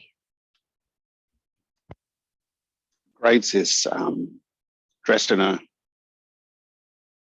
frock coat and he has a short top hat and is wearing gloves, and as ever surrounded by a cloud of smoke from the cigarette in his hand. Fantastic. Let's return to St. Thomas's. Amanda, in the casualty waiting room, the experienced ward sister Mary O'Brien triages the sick and wounded. Who does she see, and will they live or die? Triage is an enormously difficult thing to do. And Sister Mary looks around at all these people, young, old, every gender, every race, everything. This is a true reflection of London in this room. She sees the strange and the unusual and the powerful and the young and the weak. Some may see blackened teeth or gray gums and think, oh, what a monstrosity. Sister Mary doesn't see that the same way. She sees, here is a person with the ability to recover. Here is a person that has God's grace. Here is a person that will have the fortitude to endure what it means to get healthy from the situation that they are in now. Whether they live or die, well, that's between them and their God. Very good. Let's have this moment. I've already thought of the complication. The complication is going to be that you are going to be delayed, Ms. Everly Gray. But nevertheless, you will stop the Viper. What does this look like? Almost as soon as she sees the dome lift, she can see the little beady eyes of the Viper getting ready to strike. And so her instinct is to move her hand, her forearm and her wrist, and then flick the knife, and it goes right into the Viper, slicing off its head. The Well, you man need to be more careful. Yeah, the man who lifted the dome, he's an older man. He seems remarkably unmoved. And he puts the dome back over the Viper's body and says, "Very sorry about that, madam," and takes the tray and goes away. Are you? And you hear at the front door, ding, ding, ding, ding. She strides over very impatiently to the door. When you open it, do you open it? Yes. Admiral Flags. Basically, wait. Just for funsies, it's like she will open the door violently and go, "What?" And it is Admiral Flag standing at the door. There's a bottle of wine tucked under his arm. Let us cut over to some. Good sir, good sir, good sir. And the boy gets himself in front of you again.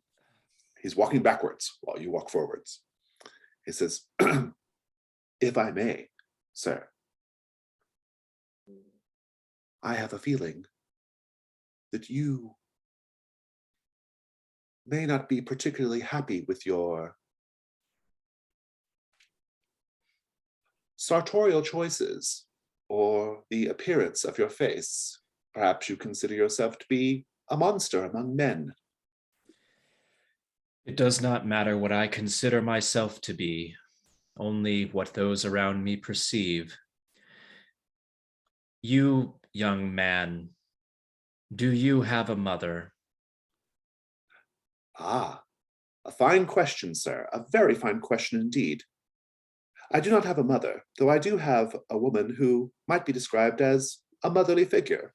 She's actually my employer, and she does a fascinating sort of work, the sort of work that takes people who are, frankly, ugly and makes them, surprisingly, beautiful. Good sir, I would be very, very happy to introduce you to her. That might be all well and good. She likes a bit of a challenge. I'm sure I'm flattered. Perhaps you could point me in the right direction. At another time, I might visit. But for tonight, perhaps you should go home and hug your motherly figure. You never know when it might be your last opportunity. I too had a motherly figure once, and I think I bend at the waist. I stop and I bend at the waist, so I'm getting my face as close to him as possible. But I lost her to complications. Love those around you while you can. And I'll give him the smile again. He says, "Perhaps I could interest you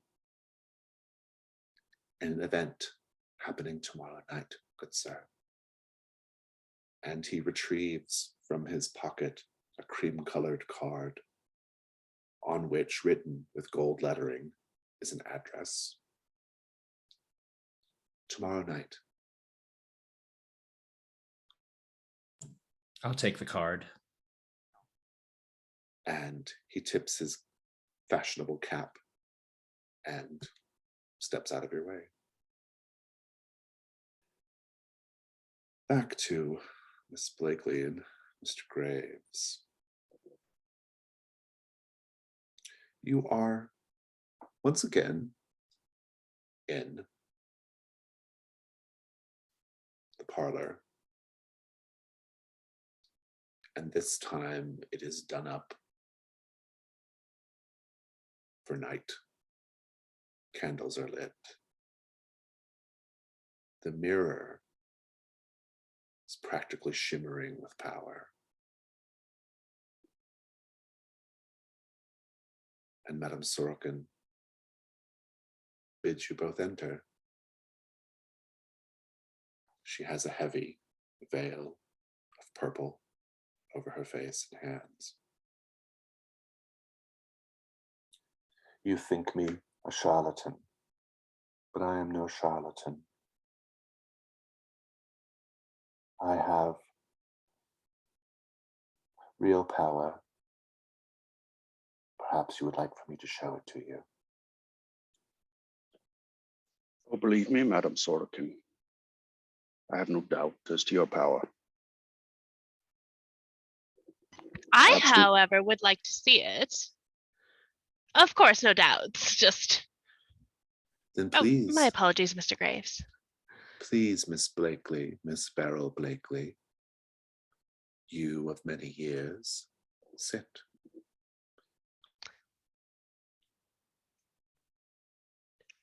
You're muted. Oh no, I was just talking No. really quietly. Should I have heard what you said? And Mr. Graves, will you sit? Gladly. She takes both of your hands. You can feel the silk of her purple veil on them. And she says, "What is Hargrave House's interest in me?"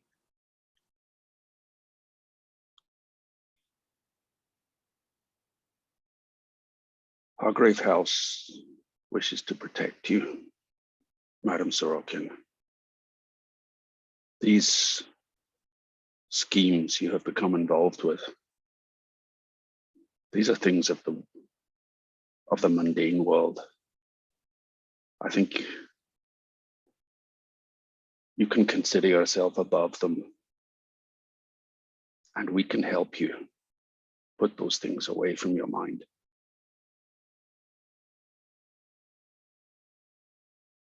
And she now speaks very, very quietly. She says, "There is a man in the other room. He has a gun trained on you."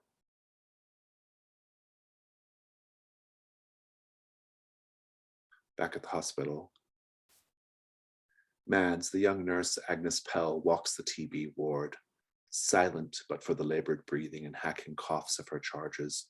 Who do we see among the gaunt, pale patients that shows death respects neither age nor rank? As Agnes walks the ward, she sees the rooms with the lines of beds, and she sees the couple hugging their young child. Couldn't be more than 3 or 4, as he has the labored breathing and the hacking coughs that rack his small frame, and they hold him tight and hug him, not knowing if this will be the last. And going further down the beds, then there is also curtained off rooms that people of higher rank will use, and you can still hear the harsh breathing and the deep coughs, and they are attended by valets and soldiers, as a great officer is lying there in his own catarrh and labored, bone-hacking coughs, and death looks them all over with no regard.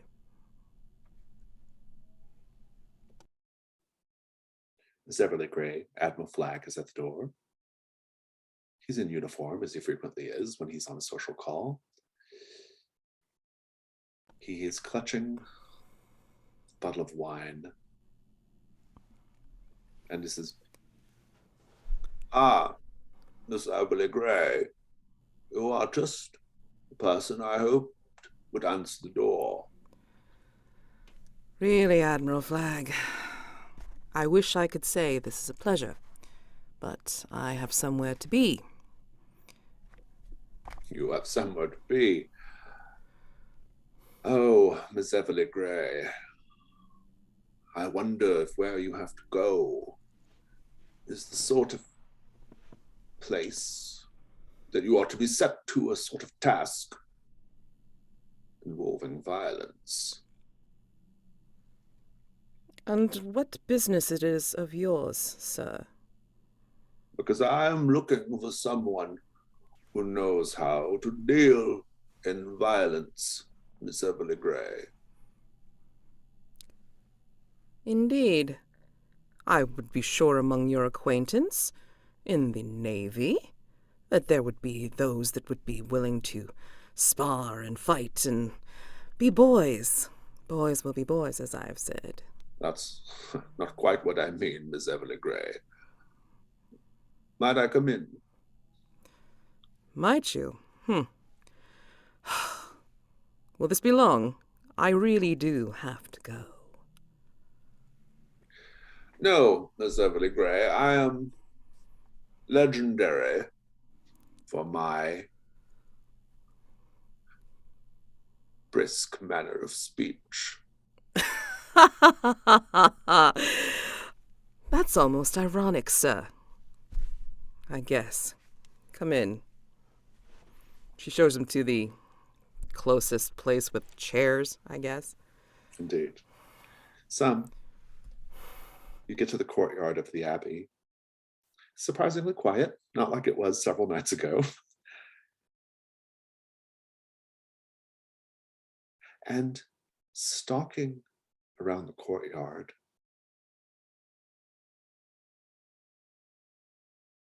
is a lion making laps in the courtyard, prowling. The lion, perhaps, that escaped from the zoo some nights ago. But here it is. Certainly in your way. What do you do? I think I'm just going to try and proceed past it, keeping on guard. We'll do the night move to keep your nerve. What are you afraid is going to happen if you lose your nerve? That I'll break and it will trigger its assault on me. Yes, I think it's probably worse than that. In the sense that you will realize that the lion is filled with the demon's power, and it will be most merciless. But in any case, let's have the roll. I think it's still composure, but Okay. despite the somewhat supernatural nature of it, we don't know that for sure yet. So. Yeah.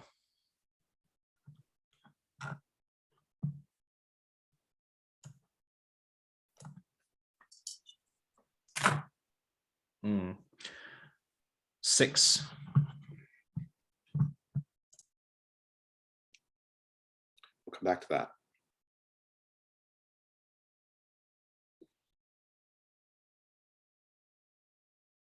Mr. Graves, Miss Blakely, Madame Sorokin has told you surreptitiously that there is a man in the back room with a gun.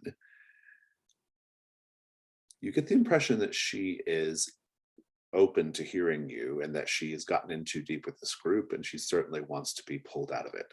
But nevertheless, there's a man in the other room. The gun trained on you. What do you do? Blakely could call upon Andre in the other room, but instead she looks at Graves to see what Graves wants to do. Graves leans in toward Madame Sorokin and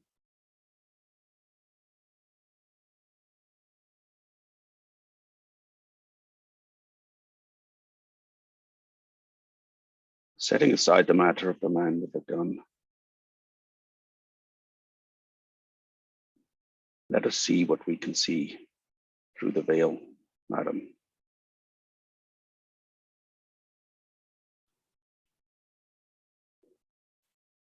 She says, "What would you have me do, Mr. Graves?"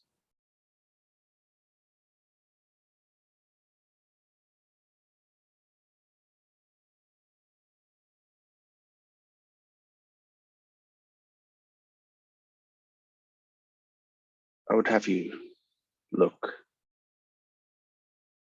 at the aura surrounding me and tell me what you see there.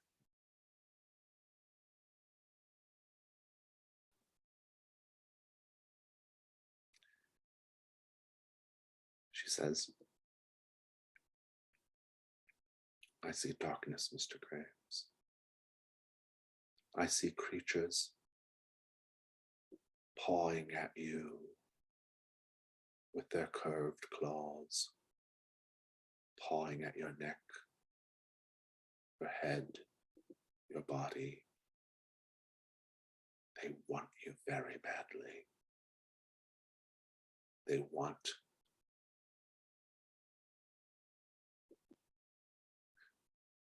no. They resent that this city, London town, gets to have you and they do not. That is what I see, Mr. Graves. It is altogether terrifying, and yet I find myself sitting here filled with envy.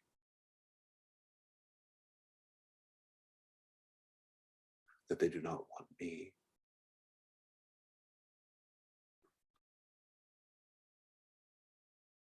Believe me, Madame Sorokin, be glad they do not. Both of you, creatures that are the desire of others. I suppose I am as well in my own way.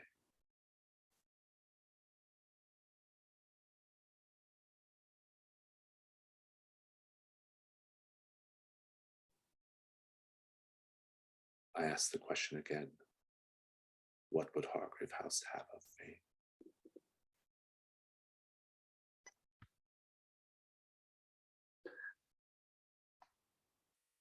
We would have your service, madam. Your help. You see, Madame Sorokin, Hargrave House is a means of protection for people like us. And she gestures, Begley gestures at the three of us in this room. People who are not normal. Safety in numbers, perhaps. And it's not a matter of trust so much as a matter of reliance. I rely on these people to help me, and they rely on me to help them. And you can join this. You see, Hargrave House, that is, we look for strange and unusual and powerful people. We take them in, so to speak. Well, take them in. Associate with.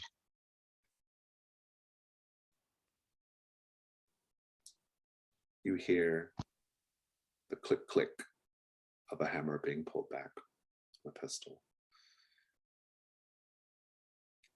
Let's make our last stop at St. Thomas's. Everyone, please paint the scene. As dawn begins to break, how do we see the staff dealing with the stress of the night before, knowing they will be back again soon? Nearby, there is a pub that purposefully opens at the crack of dawn to accommodate well-paying guests. Several of the hospital staff make their way over there just as the sun is coming up over the horizon. If you didn't know better, the scene could have been shot just as the sun was going down, but it's coming from the wrong direction. And the staff sits at the bar and they just hold up fingers on their hands, some fingers on one hand, some fingers on the other. And the bartender comes over and to the left hand places 3 half pints, lid side down, and to the right hand, shot glasses, lid side down, turns over the first one and fills them. The left hand is people that the staff believes they have helped, and they'll have a pint in remembrance into their health. And on the right hand, shots, those that they wish they could have saved, but would just as soon forget. In the same pub, there's back rooms, or the staff of St. Thomas's, like, we'll call them comfort rooms, and some will pair up and take a drink or two, or do some more intimate activity just to relieve the stress of their evening.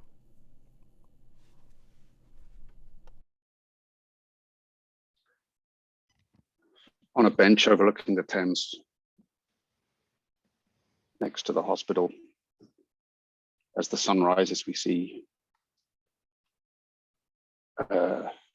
one of the doctors sitting quietly, and he's gently rocking back and forth, and in his hands is a cigarette that he struggles to get to his mouth because his hand is shaking so much. And he's just taking a moment, and he's watching the clock across the river, because he knows that he only has a few moments before he has to return to the ward. The camera pans up from that clock, from Big Ben, back over the river to the hospital, St. Thomas's Hospital, this state-of-the-art, absolutely. And we pan in not on the doctors or the nurses, but on the laundry staff as they conduct shift change, night shift to day shift. And we see them laughing as they get ready for their day. It's so early, trading coffee around. This group of very underpaid majority of them, immigrants, as they laugh and hug each other good morning and pull the stained and bloodied and disgusting linens, etc., that are necessary for any kind of hospital, shoving them into the vats of boiling water, getting them stained, or getting the bleach going, making sure that these are all going to be very clean for when it has to be replaced, because tomorrow morning, regardless of what happened last night at night shift, this morning shift, they have to do it all again.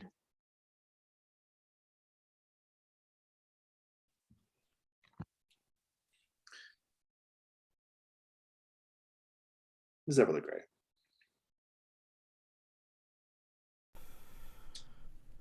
Admiral Flagg says,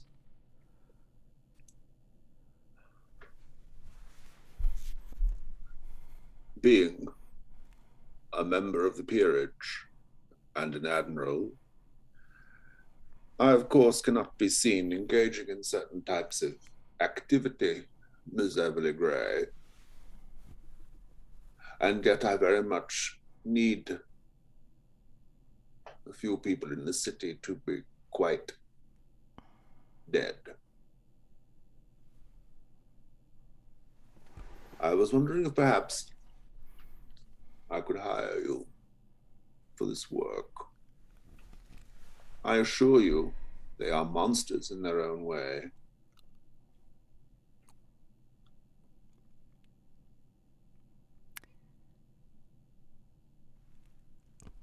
You know me. You know my family as monster hunters, sir. But we are not in it as mercenaries. We are in it to rid the world of these creatures. Why would you come to me, of all people, to do this for you? He smiles. He says, that is quite simple, Ms. Everly Gray. Because I know what beast you hunt, and I know where to find it.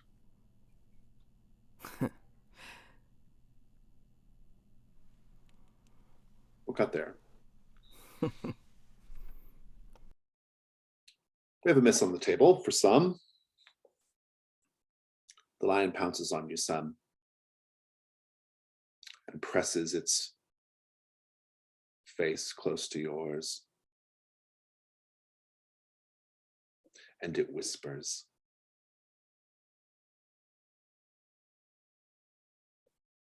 I have always had a fondness for lions.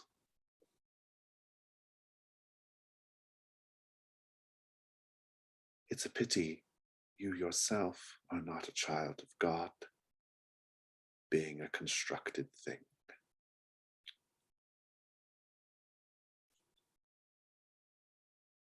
And with one clean bite, the lion rips through your bindings, rips through the silver threads holding you together, shakes its mane violently as your black blood flies everywhere. You'll have to do a sight more than that. I'm ready to be unmade, beast. It's good. Are you going to mark the giant's mask? Oh, what if I didn't? Blood-soaked portals, what that is, or that's it. I will mark the mask of sacrilege. That's the demon of Kilburn Abbey mask. Let's read it. Each hunter narrates a possible future in which they succumb to a sinful act, thereby endangering their health and or the safety of others. That bumps your roll up to 7 to 9. You will not be able to resolve the threat. There's no time, but you will be able to avoid this issue with the lion. I am curious what that looks like.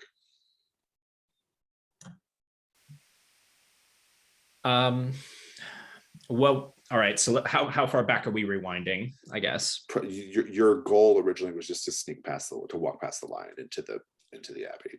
I think the night will just end because basically your backup never showed up, right? So, yeah.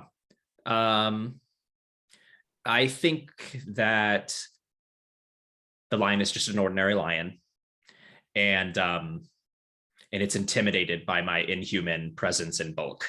It cowers and slinks away. Though I did nothing to try and provoke it. That's just what happens. And his shoulders kind of slump a little bit, and his head slumps a little bit, and he goes into the abbey and waits there all night, and nobody shows. I'm going to make the complication of this. Sister Eudora is there. She doesn't know why you're there necessarily. She just sees you in the Abbey. And the Abbey is the kind of place where anyone can walk in for comfort or safety. And she says to you, she's from the convent down the way, she says, "You poor, poor misfortunate creature.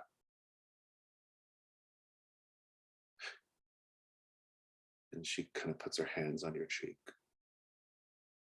She says,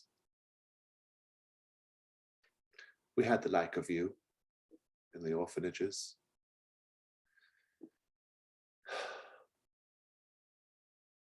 I sometimes regret how things transpire." And all of the gas lighting in the place dims just a little bit as Sum turns his face towards her and manages to express an emotion upon it. A very, very dangerous, angry emotion. And the fire in his eyes is brighter than the fire in the room. And he says, "You are not my mother. Do not pretend to be." Good. Mr. Graves, Miss Blakely, you did hear the cock of the gun. What do you do? Blakely, still kind of near the door, kicks it open. I'm kind of imagining the door is a little bit open still, kind of nudges it open with her foot and just says down the echoing hall, "Andre, will you come here?" I love it. I don't need a roll. I think that this person is aware of what Andre did to the other guy, and he lets the gun fall down to his side, and he steps across the parlor, and he looks at Madame Sorokin and says,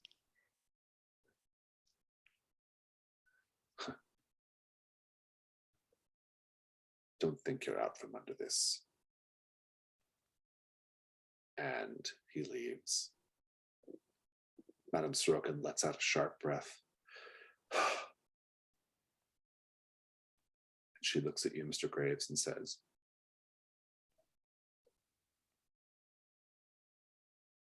"I need to know. I need to know how to channel this, how to control this. Can you help me?" I can. If you come with me, I can show you things that perhaps you've only suspected thus far. Threat resolved. I think at the end of this, while that happens, I feel like there's like this image of Graves and Madame Sorokin leaving this house, and Blakely looks to Andre and says, "No witnesses, please," and also walks out. Very good, very good. Fantastic. The threat's resolved, the night phase is concluded. Let us slip right over into the dawn.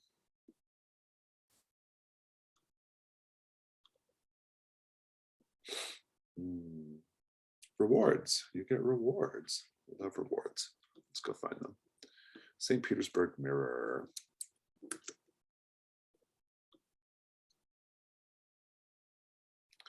All right, we have some interesting things here. I will be curious what you all pick. But for people watching the video, in case you're curious, one of the rewards is blackmail on an influential figure. Describe it and add it to your personal quarters. That probably comes from Madame Sorokin. Madame Sorokin becomes a recurring side character. You get one extra clue on the information move when you seek her counsel about spiritualism and dark secrets. Edwin Belmont becomes a recurring side character. You get one extra clue on the information move when you seek his counsel about the government or foreign affairs. 2 of the mementos from the investigation, and since you answered the last question, the St. Petersburg Mirror itself. St. Petersburg Mirror has power, which I will clip that as well and throw that into the chat as well. After rolling the night move, or any move involving divination, you may mark the mirror to roll a third die. If the third die is a 1 through 3, count the roll as being at disadvantage and sum the two lowest. If it's a 4 through 6, count the roll as being at advantage and sum the two highest. If after invoking the mirror, you mark a Janus mask to upgrade the tier, it automatically becomes a 12+. When any hunter marks the mask of the future, unmark the mirror if it has previously been marked. So this is a very powerful item, assuming one of you takes it as a reward. And so, choose your rewards. I feel like Blakely would either go for blackmail on somebody, Madame Sorokin, or the St. Petersburg Mirror. But I feel like the St. Petersburg Mirror, despite the fact that Blakely loves mirrors a lot, it kind of gives me Graves vibes. Yeah, I'm kind of torn between that or Madame Sorokin. Blakely will take Madame Sorokin. They're not taking her, Madame Sorokin, back to Hargrave House. They're taking her to Blakely's Cathedral. Oh, interesting. A nice, safe place. Indeed, indeed. Andre can keep an eye on her there. It'll be fine. Very good, though. So Hargrave House has access to Madame Sorokin, regardless of the fact that it's in the cathedral. But because someone took the reward. And Mr. Graves, are you taking the mirror? If that's okay with Mads and David, I think that would be appropriate. Yes. So that leaves 2 mementos, Edmund Belmont, or the blackmail. Question. Blackmail on an influential figure. Can it be on the mastermind? Absolutely. I want that one. Very good. I think that I'm going to try and start my playbook move, the family. That's right. That's how you do that, right? Yeah, instead of taking a reward, you do that. Let's read it. It says, you help Hargrave House in order to earn your keep, but the people who live there can never be your family since they are even more broken than you are. There is another group of people in London you watch from afar in the hopes they will someday notice and accept you. Who are they? So I have 2 ideas for this. One is it is Pope and the family that he has started, or it is Beryl, Staves, and the family that he has started. I like Pope, personally. I like Pope a lot. If everybody's thinks that's good, Yeah. and that's not gonna mess with any other plans that you might have had for him, Jason. No, not at all. And so we're saying like Pope has like a wife and kids now as well? That has recently started, yes. Yeah, okay, good. Within the last 3 years or whatever. Very good. So the group you hope to join, the family, is suffering from a problem. What is it? Oh my goodness, now my page won't reload. What's the drop down options? They are on the verge of financial ruin. A member of the group is deathly ill, or the group is being threatened by someone, or you can just write your own. I think the group is being threatened. Okay. Very good. And you will secretly help the group solve this problem, and then, when the time is right, present yourself to them. From now on, when you would collect a reward from resolving a threat, instead mark a box below and describe how something from the recently resolved threat can be used to help the group with their problem.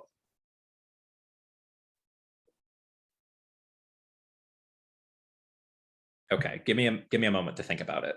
Think on it, it's fine. Let's keep going for a bit.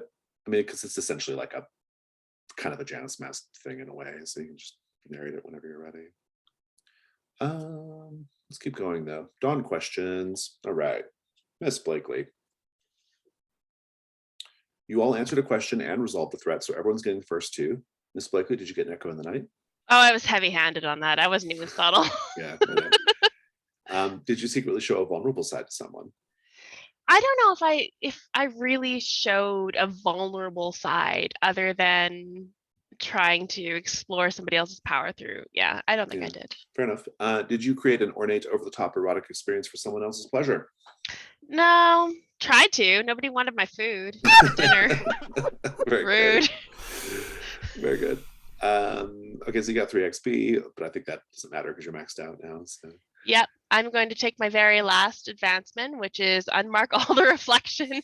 the which, cathedral is thank God, because back, I only back had to 1 good. left. Well, Indeed. the idea is that the cathedral stays at the state it's at. It is, yeah. It just gets worse and worse. Yeah. I just enabled it to get worse.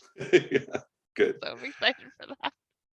Mr. Graves, did you experience an echo in the night?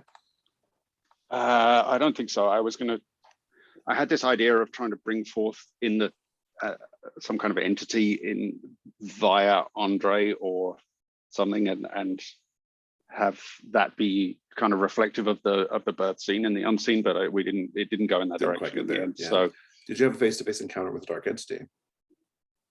no, I don't think that happened, no. no, it didn't. No, Did you make love to a human in order to forget the darkness? Miss Blakely blocked me on that one. So Very good. You did get the first 2 though. Listen, So you she was a little child. Disgusting behavior. You get the first 2. Good to go. Did you experience an echo of the night? Yes, I was going back to the first one of the mother who was separated from the child, the complications. That was part of my discussion with the handsomely dressed young man. Indeed. And then in the last scene that we saw some as well. Right, yeah. Were you extra gentle with someone or something because you know how strong you are? I wasn't like assaultive or anything to anybody. I don't know if I was being extra gentle. Yeah, I don't know. Certainly not with Rabbi Solomon. That felt like a pretty, like, even though you were helping, it felt like a violent kind of thing to do. Yeah. Did you openly walk among people during the day?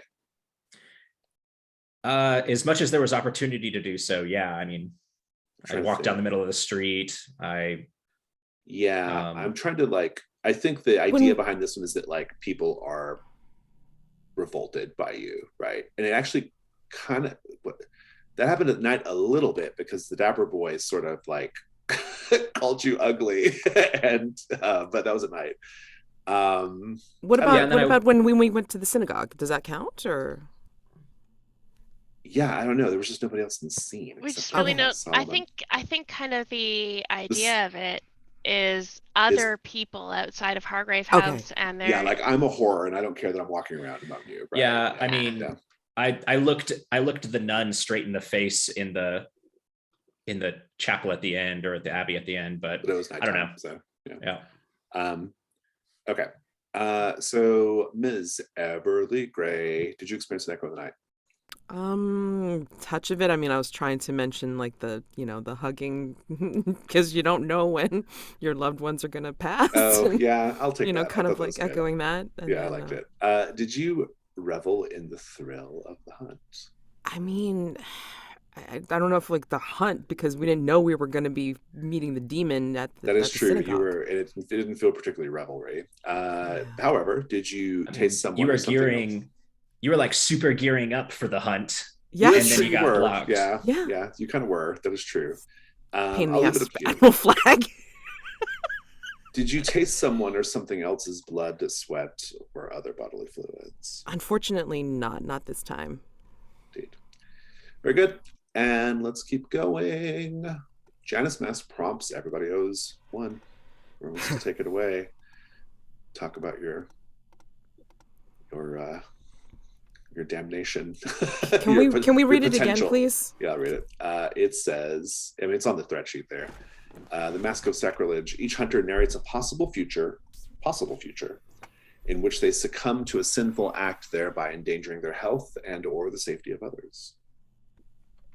Oh, this one's very, very easy for Blakely. We flash back to the mask where she had at the end, where it was focus in on Blakely as an old lady with a horde of grandchildren and loving family around her, and she's sitting in a rocking chair, and it is horrifying. We take that moment and we rewinding through this grandmother Blakely's life to when she stops the artist in this alternate future. And they talk out their differences. And they dedicate themselves to one another from now until old age. Growing old. That is horrifying. Absolutely horrifying to Blakely.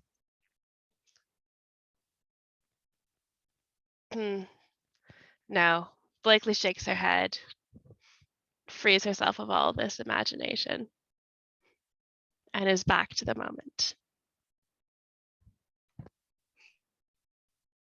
I've got one. Oh my god. So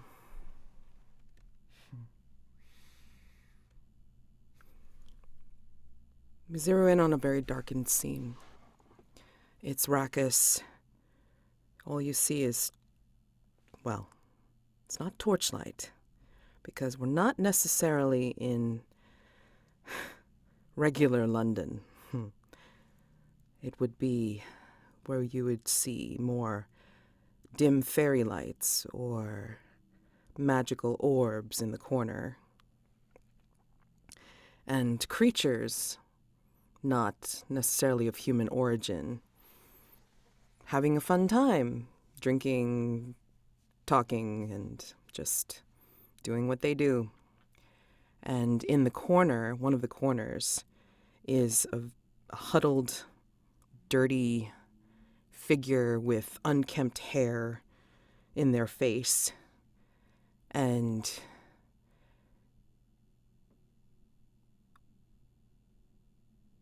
if anybody knew, they would sort of recognize it as Artemis. And she's rocking back and forth, not looking at any of these creatures. And a beautiful fey woman comes in and comes to talk to her friend who's nearby. And she looks at the huddled, shivering figure of Everly Grey and asks her friend, "What is this about?" And the friend looks over and actually reaches out with a long, pale arm, stroking Artemis's filthy hair. "Did you not hear? This human had ended up killing someone innocent. Delicious, yes? She was in the middle of her hunt for her the beast.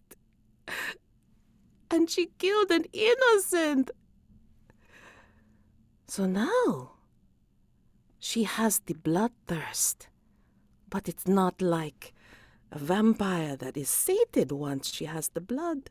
She has to drink it. And she is still thirsty. It is the most wonderfully disgusting thing. And she has to remain here until the bloodthirst comes again." And this fake creature grabs her by the hair and raises her up.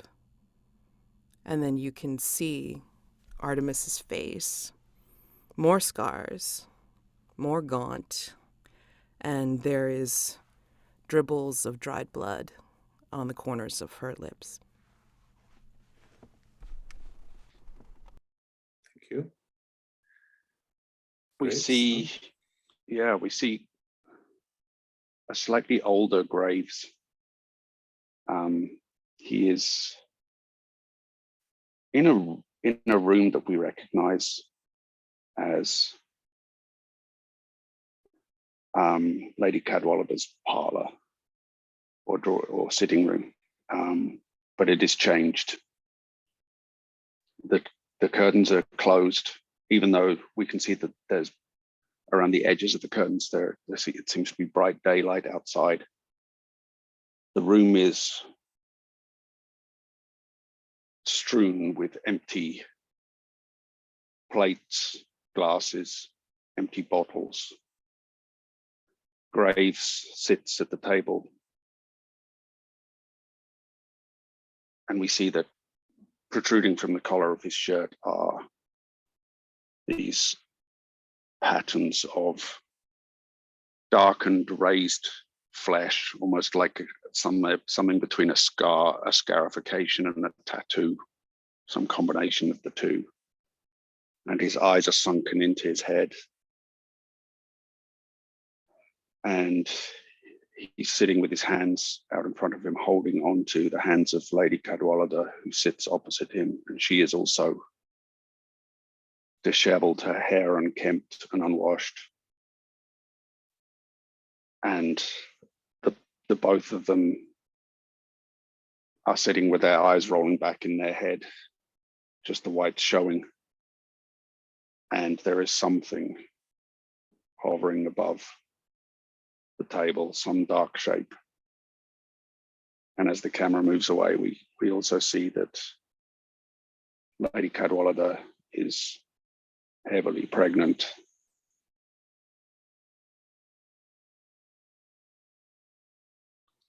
Very good. Sam?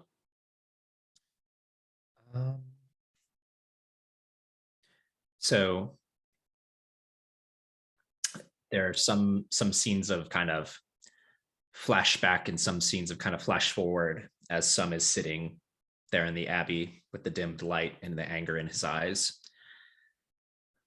The flashbacks to when he was a newly made creature, and his mother is discovering his unusual strength, and he's accidentally breaking things left and right, and she's like, now, don't use your full strength, don't do it.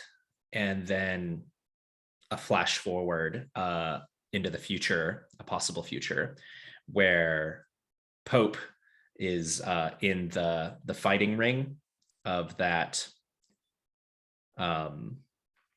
one disreputable, kind of smelly, dingy spot where people are betting and it's loud. They're betting on a boxing match, and he's putting his fists up. There's no gloves. His hands are taped, like he's getting ready for a fight. A flashback to the mother is gone, and Pope is there with a grieving orphan who is accidentally breaking things still. Stop using your full strength. You have to stop. And then a flash forward to on the other side of the ring in the future, Sum with fire in his eyes, not even bothering to put his fists up, just having his hands hang limply at his side. Pope strikes him a few times in the face.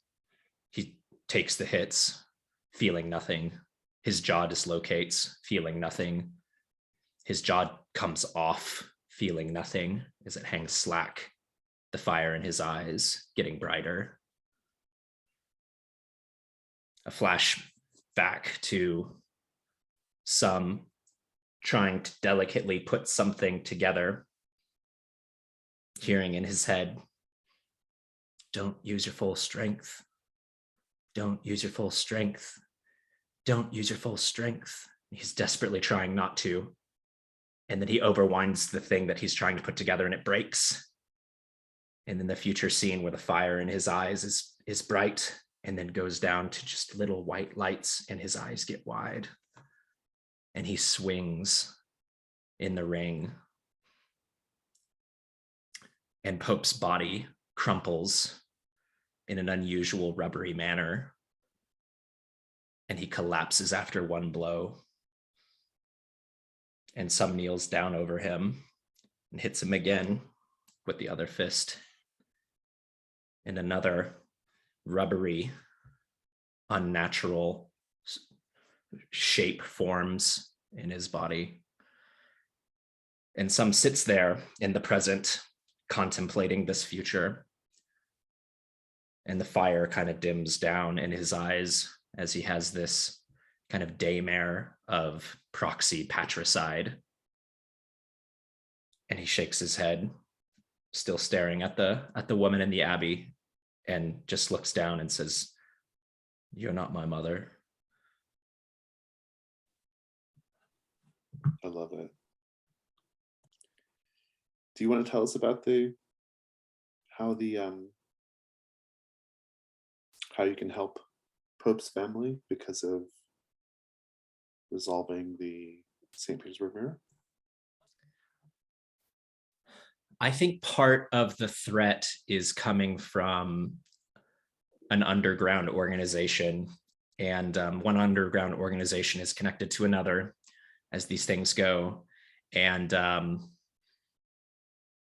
some is able to get one of these Russian guys alone and start asking questions. And when he doesn't answer, he kind of looks around and then hangs his head and says, "Please answer." And the guy won't answer. And then some hits him.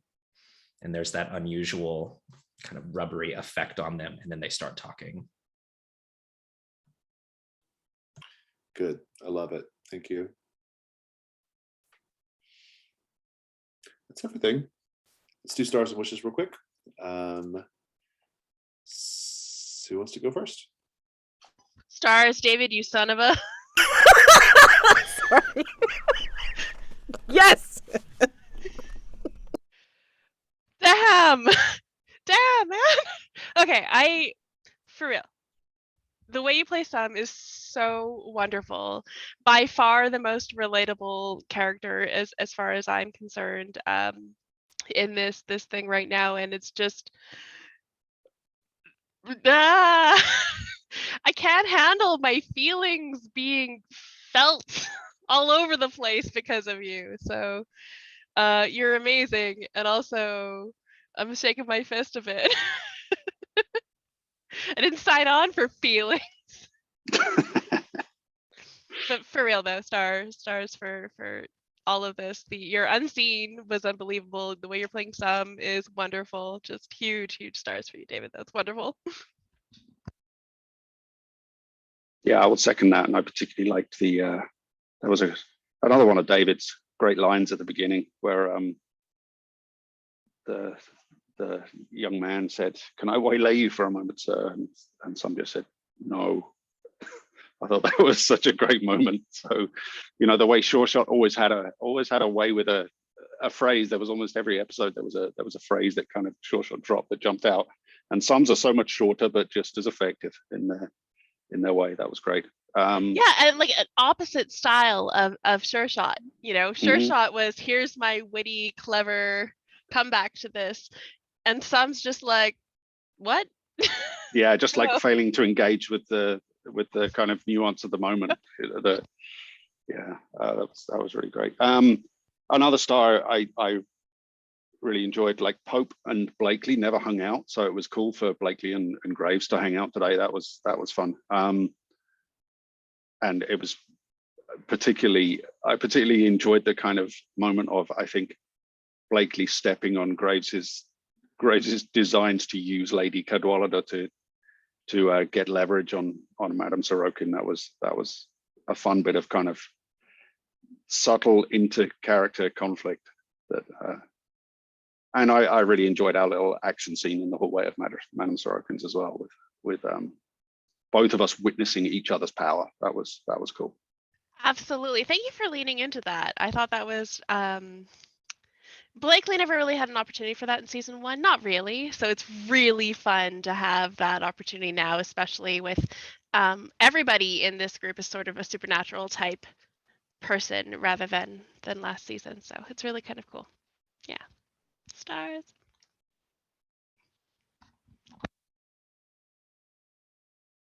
I'm moved and flattered by compliments, so thank you. My stars and are for, I love the Blakely giveth and taketh. That was really, really good. I loved the vessel stopping the bullet. I was saying over in the chat, like, this is the season 2, like, you know, the writers are testing to see how much supernatural they can fit in, to see how it tests with audiences, and it's going great. It's testing great with the audience. I love it. I'm living for it. It's so much fun. I love getting to skulk around with Artemis. I loved the scene that we had to begin with the vulnerable move. That was really cool. And then how you were dealing with the threat that was presenting itself in the dark, but during the day, was really, really cool. How you narrated that, and the glowing staves and everything about it was really, really neat. And then I loved the introduction of the well-dressed young man for the night. I thought that was really cool. And like, I hope other GMs or keepers can do as good a job of that, because that's right there, you know, it's right there in another threat. It's built right in, it's part of it.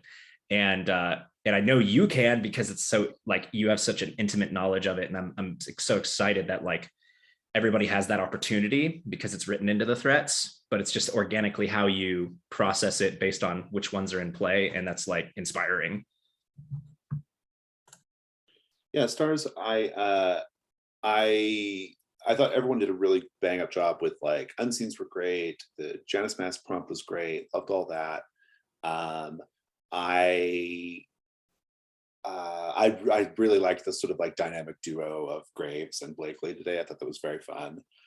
In particular, the seeing both of them, like, it was almost like they were showing off for each other. You know, it's like, well, look what I can do. Well, look what I can do. And, you know, like, so that was kind of cool. And I also think it was really good because I think we frequently see Blakely, like, in these very, very, like, high social encounter kind of things, especially because Blakely was so connected to Theodora last season, right? And so, like, it was a very, very social encounter kind of character thing that was going on. But what I think is super cool is, like, the undeniable, despite the fact that they are positioned to be the most socially strong character, they're also very powerful just as a general matter, right? They have a lot of, like, auto win stuff, right? And I think that we got to see that a lot today, and I thought that was really great. So I enjoyed that as well. I liked all of the role playing I got to do. I loved being Admiral Flag. I loved being the Dapper Boys, one of my favorite characters to play. I love honestly, the scene with Madame Sorokin was really fun to role play, because I felt like it kind of felt like the three of us were there, and we were sort of, like, sharing information about each other and kind of, like, playing, like, a little bit of, I don't know, it was interesting. Like, I chose to make Madame Sorokin's introduction into Hargrave House as an ally to be, like, almost a, like, it kind of feels like that's how it would always go. Like, if somebody's about to join Hargrave House, it's going to be because they have some weird shit going on, and they need to know that you have some weird shit going on, and that's how we trust each other, right? And so I kind of really dug that. That was really fun. Even though Madame Sorokin is not, you know, like, technically a resident of Hargrave House, she's going to be close to it, I think, which I think was great. Yeah, it was a lot of good stuff. It was good stuff. One of my stars that I'm sorry, one of my stars, because I want to feel like this is a good segue. That I really wrote down, I really, really wanted to touch upon, was how much fun, Jason, it seemed like you were having with your role play today. You're always a wonderful, absolutely astounding keeper with your pacing. Like, your brain is a brilliant thing, and I just want to pick it apart and understand it. But today it seemed like you always seem like you're having fun, but today it seemed like you were having a lot more fun. And I really love your Admiral Flag. His voice is, the second you start talking like him, I'm like, Flag! And it's great. I just really love it. That is a heck of a voice. Yeah, it's very appropriate. Yeah, he's fun to play. And because the funny thing is Admiral Flag was the first mastermind, right? In development, just like Sally No Face was the first threat. And so it's kind of fun to have them like kind of here right now, just because of like, it's sort of like the very origins of this game for me when I was making it. So it was really fun. I want to emulate Jason when I grow up. So me too. I mean, I wanted to say that everybody's really killing it. Everybody's really knocking it out of the park. Like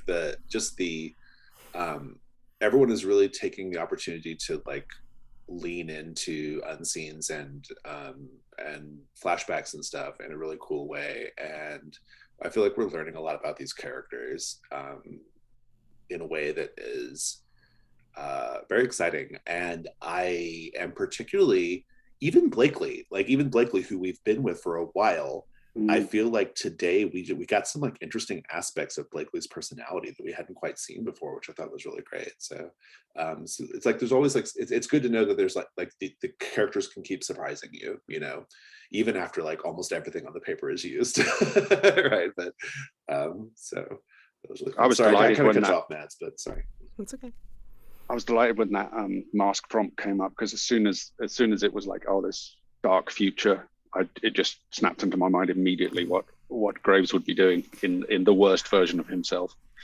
I'm hoping everybody's enjoying like this season. I'm kind of intentionally making it a lot more like action oriented and dangerous, and that's an intentional decision just because it just feels like the right move at this point, to have like a little more action. Like David said, it's kind of like the season 2, like ramping up the stakes or whatever, And I think with Sam and Artemis, though, they're precisely in their way especially, is such an action-oriented character, right? So it feels like I kind of have to, put those opportunities down there for that character especially. But even and having action, I mean, as I played the Vessel, my very first person I ever played in the Between was a Vessel, and you can really go into the non-action stuff, but I feel like the Vessel really does kind of have an opportunity to shine when they can be sort of one step behind the action, if that makes any sense, to really get in and have their powers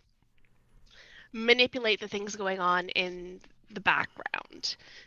So I feel like, this is, David, you were super right. This is absolutely a season 2, and I am really... I just feel really happy that I get to learn about all of your characters, and I have ideas about who Blakely is, so I'm excited to do more Blakely. My if I may jump into wishes a little tiny bit. I'm wishing for, I didn't get to do this one, Blakely to be more Blakely. You see my picture. I love it. So funny. So freaking funny. Art by our very dear Mads. If anybody missed it, Mads did art of all of our characters on her Twitter. So I had a free t-shirt being made from a local company. If you're in Edmonton, Alberta, Canada, print shop, I don't know, whatever. Blakely gonna Blakely. That's good. I love it. It's great. Well, star for that. So thanks. Yeah. I mean, that's awesome. I kind of had a suspicion that that's what you were talking about, because you did ask me. It's like, can I have this printed on a T-shirt? I'm like, awesome. You mind? Like, I'm not gonna steal art. No, it's great. No, that's hilariously funny. I was hoping that you would actually pull that out when you did pull Blakely. So, I wanted to, Blakely and Blakely. I got distracted by the whole thing. So, unfortunate. But no, I mean, so again, stars for all the things that have already been mentioned. I mean, I mean, I was worried because like season 2 is always like that sophomore effort. It's like, oh, well, like, do you top what you did in season 1? Do you make it the same? Do you make it way different and jump the shark and make people hate your stuff? And I'm just like very glad that what's coming up is like just so organically wonderful. I mean, like, different character. Oh, Jesus, Christmas. Looking at the back of this shirt. That's great. Yeah, that's good. No, I mean, this is great. And then, I mean, I was so glad for you having so much fun with role playing today, Jason, because again, I mean, your pacing's wonderful, but I mean, you can tell when you have the joy and the concept and the depth of the characters, and like you're just bringing that out, and this different orientation of this season. I mean, before it was just like, okay, like we're learning the game and we're going through the phases, but now there's a different spice to the phases. It's like now we don't know what's coming up. I mean, again, I'm disappointing some and I'm pissed off about it. Yeah, I haven't really cut you guys much of a break on night phase. No, yet. and that's fine. Yeah. I mean, like this is great. This has been wonderful because I mean, like it just gives us a lot to work with and think about, and I think it's wonderful. And I find it hilariously funny that Artemis, being a very action-oriented character, has to do verbal banter with the freaking mastermind. Flag. So speaking of, before we forget, I do want to say that I'm gonna, for your hunt, I think an O for the way you handled the demon and Rabbi Solomon, but an X for the way you handled the Viper. Of course. So X and an O. I got a lot of boxes to fill, so I'm not surprised. Yeah, you got to get to 20 before anything happens at the piece. No, it's that. That is my wish. My wish is to I want to explore the beast more. I want to know more. Like, I think next time I would like to, especially now that Admiral Flag has kind of laid it out like that, I kind of want to know like what type of creature is it and kind of what its deal is a little bit more. So I think that'll be fun to kind of get into. Well, I mean, do I give you that information, or do you have to, like, from you what can tell I us say? Whenever. I mean, yeah, just from what you say. But yeah, I mean, you control the information, but I think I do want to. I might have a character press you on it a little bit, just find out. That's more. Fine, because I mean, I will tell you that my next mask of the past will definitely give a clue. Yeah, because I think it does that one happening. reference the beast. I think it might. I know some of them do. So yeah, pretty much. So so again, wonderful byplay. I mean, like, and I loved seeing everybody powering up this session. This was wonderful. Okay, so wishes. Artemis and Graves, like that would be nice to like get them together. They just can't, like, have any scenes together. And in then many ways they are like the most like aligned characters, right? Like right. They, I mean, yeah, it's just funny, operate. And it works out fine. I mean, it like, it'll eventually whatever. Oh my God, why am I reading this stuff in the chat? And then somehow, I don't know how, but it would be hilariously funny if like Blakely and Artemis had to get together on something. I forced to get together on something. Wish, absolutely. I think it would be really interesting, like, had to be isolated for a whole night for some reason and have to, like, I don't know what. All I know about, well, Blakely knows about Artemis Epperly Gray is that she looks just like the artist, and that's weird. And also she's like skulky in the dark or whatever. I don't know, it's a weird thing. And that's really all she knows. So I think it'd be a lot of fun. So that's one of my wishes as well. Yeah. Oh, another wish. Like, I hope some takes up the Dapper Boys invitation. Yeah, that was my wish, was to follow up on that information, and then to hopefully be able to resolve this this threat at the Abbey. Yeah, my wish. Sorry.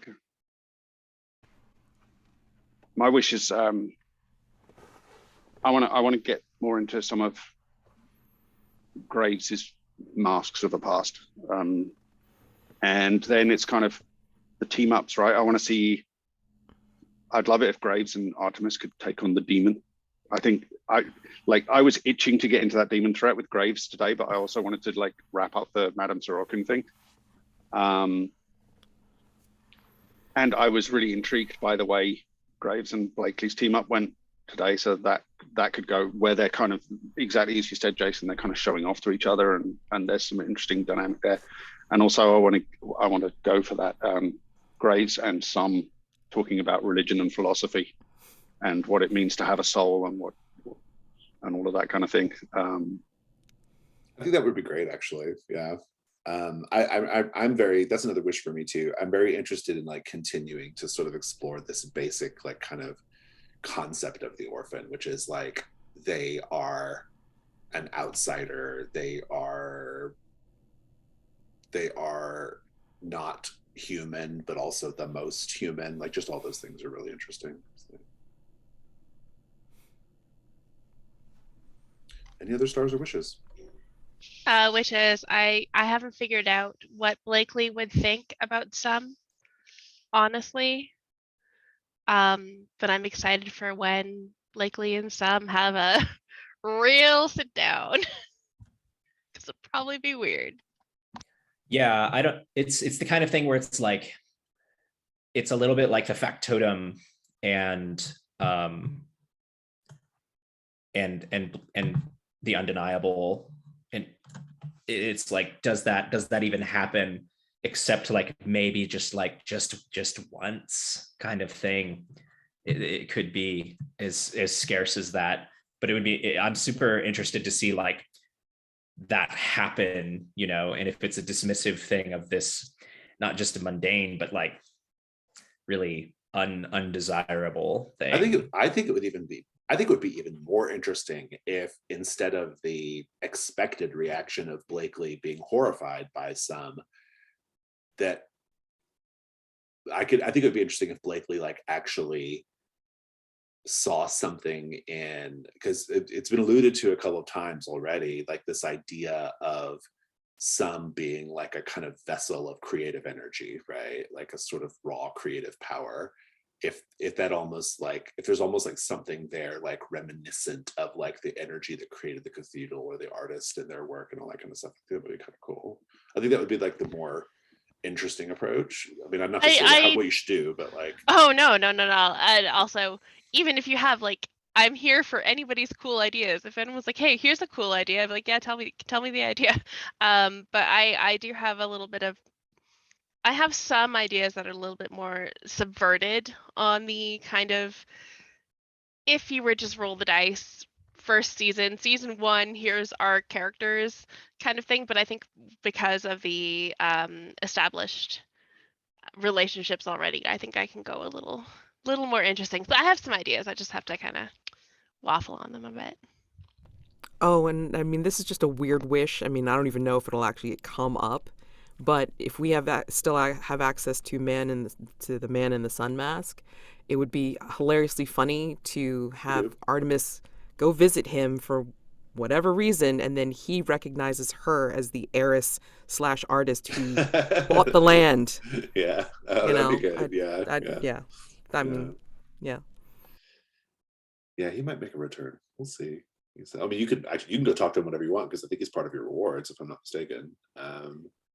I think he's on the reference sheet. Yeah, he is. So you can go consult him whenever you wish. Yeah, I mean, it's already been forecast in the earlier episode that such a thing would happen, because you're not supposed to trust people who have their faces covered. Right. Now you gotta go consult with him. Indeed. Okay, well, we've gone pretty long, so we'll go ahead and call it today. But thank you all so much. This was very, very fun, and I look forward to part 4 next week. Always. Thank right. you. Thank you. Bye, everyone.